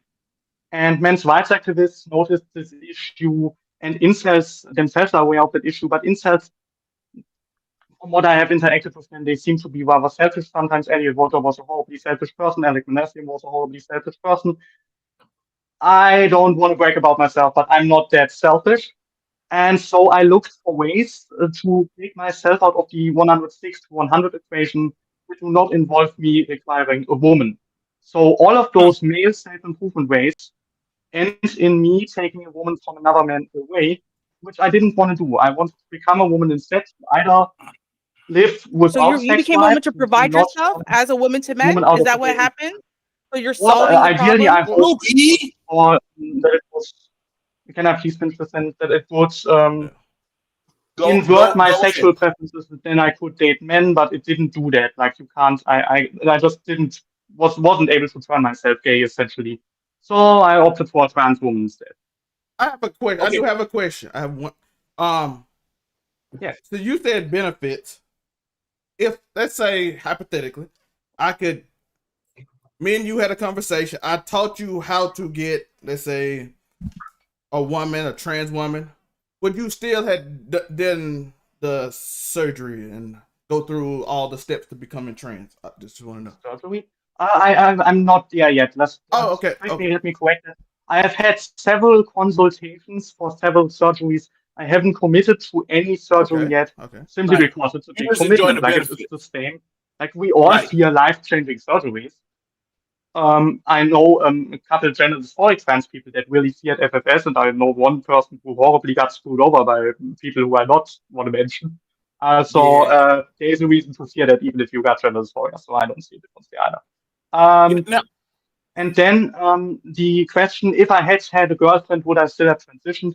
The answer is probably no, because you see, you're a successful guy, man, right? And successful guys, us men, biological men, have the tendency to not care as much about other men as other women care about other women. There is a great paper on that. It's called Why Women Like Women More Than Men Like Men. You can read all about it. For now, just take my word on it. So this dynamic leads to men that are not incels, missing incels as just lesser than them.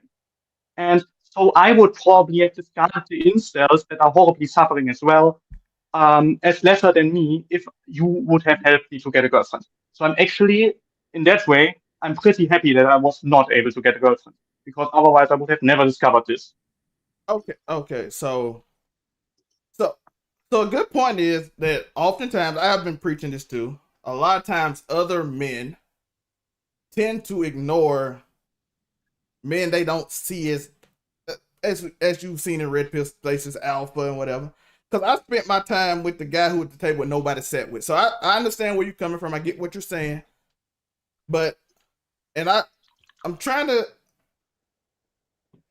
so in a world with the best case scenario for you to be, if other men cared, would that be more of a better situation for the incel problem than maybe even what you're saying, or do you think it's not? The problem is that, the problem is that the incel problem is in part caused by social factors, like you were bringing up. That's true, that's part of it. And that's why there are more incels than just 6 in 106. But the core issue really, and that's the reason why there will always be incels, always at least 6 out of the 106, is the birth ratio. And we can't solve the birth ratio by being nicer to each other. We can solve the birth ratio by taking ourselves out of the equation. Okay, I have one question, and then I'm wondering, actually, I mean, I don't know. I really feel like there's a lot more that we need to discuss, but we've already been running for a really long time. So I'm wondering, come back. Tina, or should I call you Tina or LLamato? I don't know. They were calling you Tina in the chat, and then LLamato's on the screen. What should I be calling you? I like Tina more. I think people can associate the alias.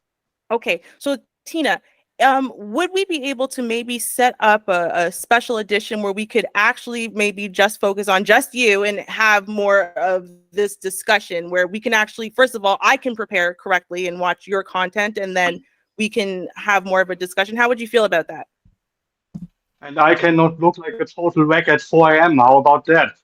Exactly. You look like a hot ass mess. You look all fucked up. Okay, BMT. Yeah. Sorry about that. How do you like at 4 a.m., man? Give me a break, okay? That's what I'm saying, right? That's like what I'm saying. No, we literally won't get into that problem today. But okay, so let's set that up then. If you want to, could you drop Tina our email address in the StreamYard? So, and then you can email us, Tina, and then that way we can set up a proper discussion. There's also another Transmaxxer that you might want to talk to. Her name is Kat. You might have seen her. You can let her on here or something. She is actually a Transmaxxer that has gender dysphoria and then discovered Transmaxxing for herself, mid-transition basically, and then decided this is a good thing. So if you care about gender dysphoric people and you want to hear from a gender dysphoric person why Transmaxxing is a good thing, talk to her. Yeah, definitely. I think both of you guys, I know Kat said she couldn't be on the panel today, but definitely I think both of you guys coming, we could have like an open panel, just like an open discussion. Should I get you Kat's email address as well? Yeah, definitely do that because you're Zell. If you need send them our email address, you guys send us your email address, and then we'll contact and set it up in the I next definitely week. can't wait to talk to you. I can't wait. Absolutely, I would love that. So that's my email address. I gotta quickly copy yours. Thank you. Thank you. Okay. And so I think, you know what, honestly, I think we should leave it there and just, because we're gonna have a whole discussion. So let us just leave it there, y'all. We have set a really deep discussion. I really appreciate you coming by. Thank you. I'm sorry for misidentifying you. It's crazy that that's not Thanks you. for you watching my videos. I like that. It's You're welcome. though. I watch your videos. I'd watch them. But you know what though? It's interesting Yeah, that it wasn't you. Thanks. That's awesome, man. But like that same person, the person that I thought you were, like from around the same, region of the world, and has in essence the same issue, right? It's like the incel thing and whatever. It's kind of interesting. Maybe it gives some credence to what Black Pill is saying, where if you have a certain set of looks, you're just not going to be successful in certain ways, and you gotta live with that. I don't know, but we will definitely set something up because I do care about this topic. My parent is trans; she's a trans woman, and so I do care about this topic deeply. So we'll set that up.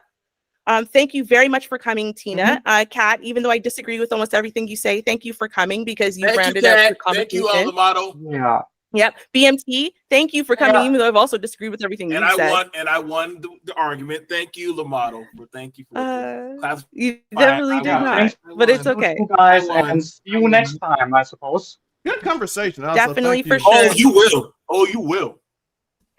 Okay. Zal, what do you got going? Do you have any final thoughts, Zal? It was a great conversation. Thank Tina for coming. Yes. Let's go back to the main room. But I want to thank them for coming. Can't wait for the next conversation. I will be even more prepared. Also, even though I did come up with 2 questions while I was looking through, but it's gonna be even better conversation because I'm gonna know a little bit more. Shout out to BMT for being BMT, I guess. Nervous my ass, but yeah, no, it's Man, oh man, boy, the Lord and the universe work in mysterious ways for me, man. It was just answering all my questions. I was just. Hey, Biggie Boss, you know what? I think I'm technically like as a queer spawn, I have a direct kind of relationship to this subject, to the LGBTQ plus community. I'm published in a book and stuff like that. I've done some radio interviews. So for me, I think maybe it's less of a touchy topic. And as I've told people, I'm not willing to have ignorant arguments with people who are just trying to look to pigeonhole you and do dumb stuff. I mean, I think you and I talked about that, Zell. But I am willing to have the discussion in general, right? So, I think that I'm glad that we were able to have this discussion and have the opportunity to have the discussion.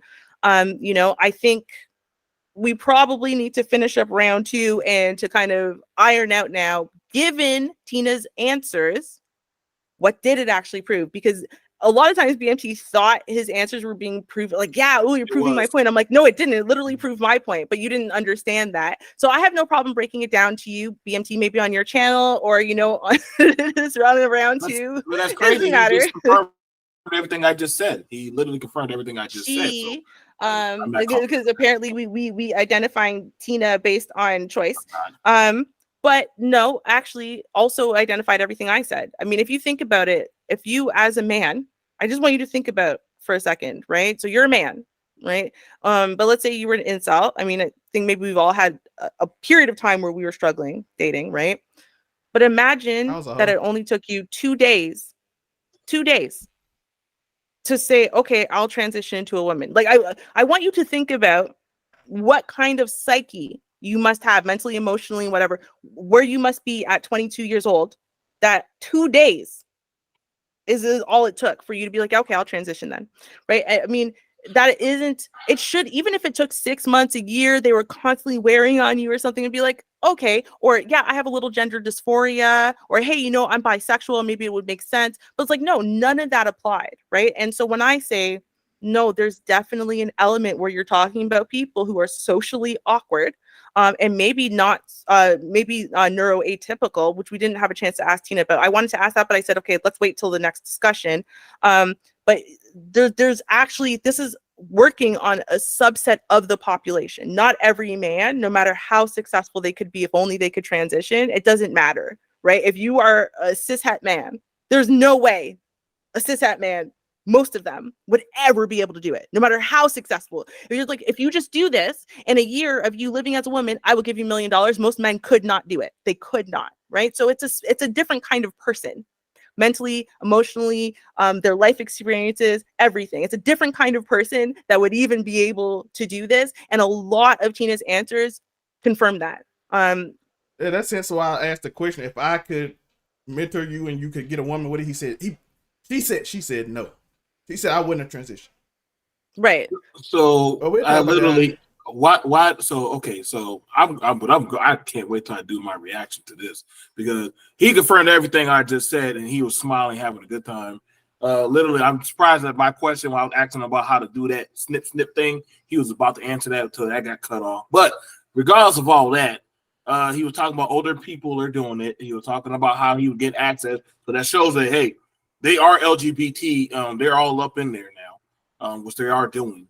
I'm going to replay all that with stuff that he was saying, because it all confirmed everything I was saying. But see, the thing is that everything that, and this is part of the problem, right? Is that if you can use something to confirm like your preconceived notions, but then you if you can't acknowledge that it's also confirming exactly what I've already said, right? Then your bias is getting in your way. So this is the problem. I'm not disacknowledging that there's a lot of things that Tina said that I understand why you're like, oh yay, it confirmed what I said. But I'm like, but you missed the place where it also confirmed what I said. And so in and of itself, like, you're not realizing that this person showed up to this thing last year and within 2 days was transitioning, right? With all the information pumped at her in that 2 days. She said, I'm going to stop being part of the problem. I'm going to transition. I'll take myself out of that. I wasn't going to be successful anyway. Like, literally everything I said to begin with, hey, the people who are actually doing the transitioning, they're not the ones preaching this message. They're not the problems. The problems are the problems, right? And I mean, there's been, I talked about Reiko. There have been other, cults, right? That literally have farmed this, right? The Transmaxxing Discord, there's been many of them, some of them even shut down because of how predatory they really are. And again, they know how to choose the right person. Okay, let's put it that way. They know how to choose the right person. So, I think that's the issue here, right? Like, this is just not shout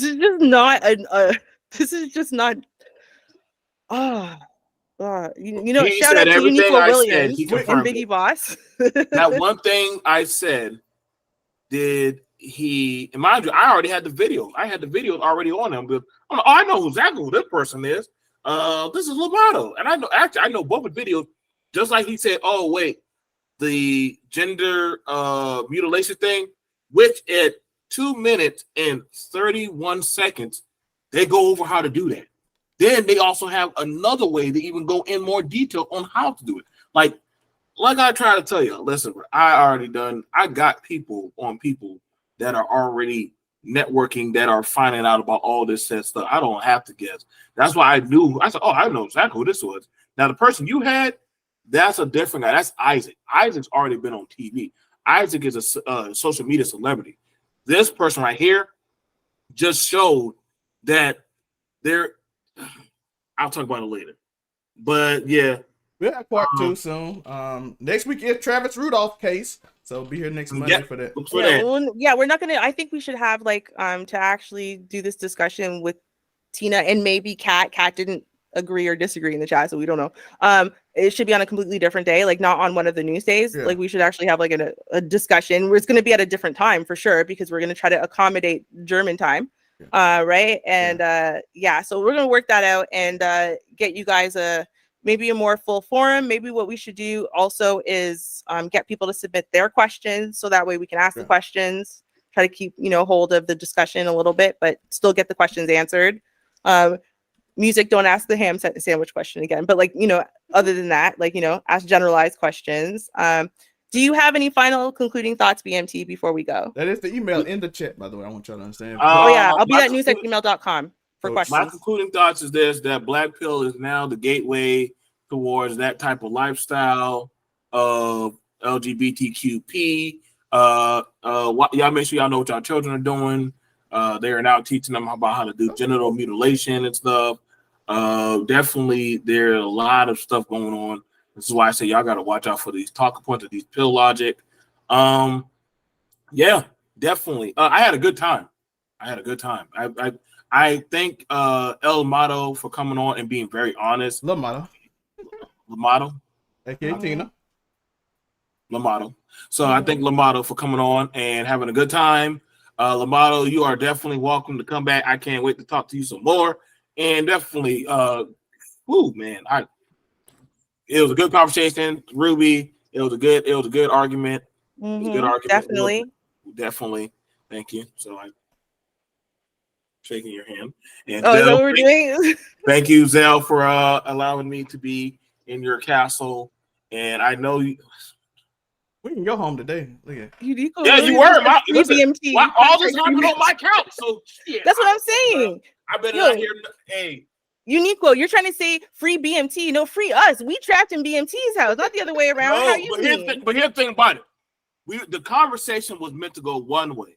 But I told you, listen, when you put the certain algorithms in the universe, you never know who's watching. You never know. And I respect that. I respect that individual for coming up here. 100%. Thank you for coming up. Mad respect. Yeah, I respect. I listen. I got no smoke. I told him, if you're getting the results that you were seeking after, that's not for me to judge anymore. I mean, hey, you got your results. You got it. You're in a relationship. You got it. So I'm not gonna say, hey, you jocking now. You went in there. You got the benefits you wanted.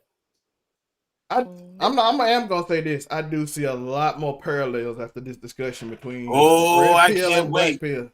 I do see a lot more parallel than who they going for, and the new one, who they going for, and it's certain parallel.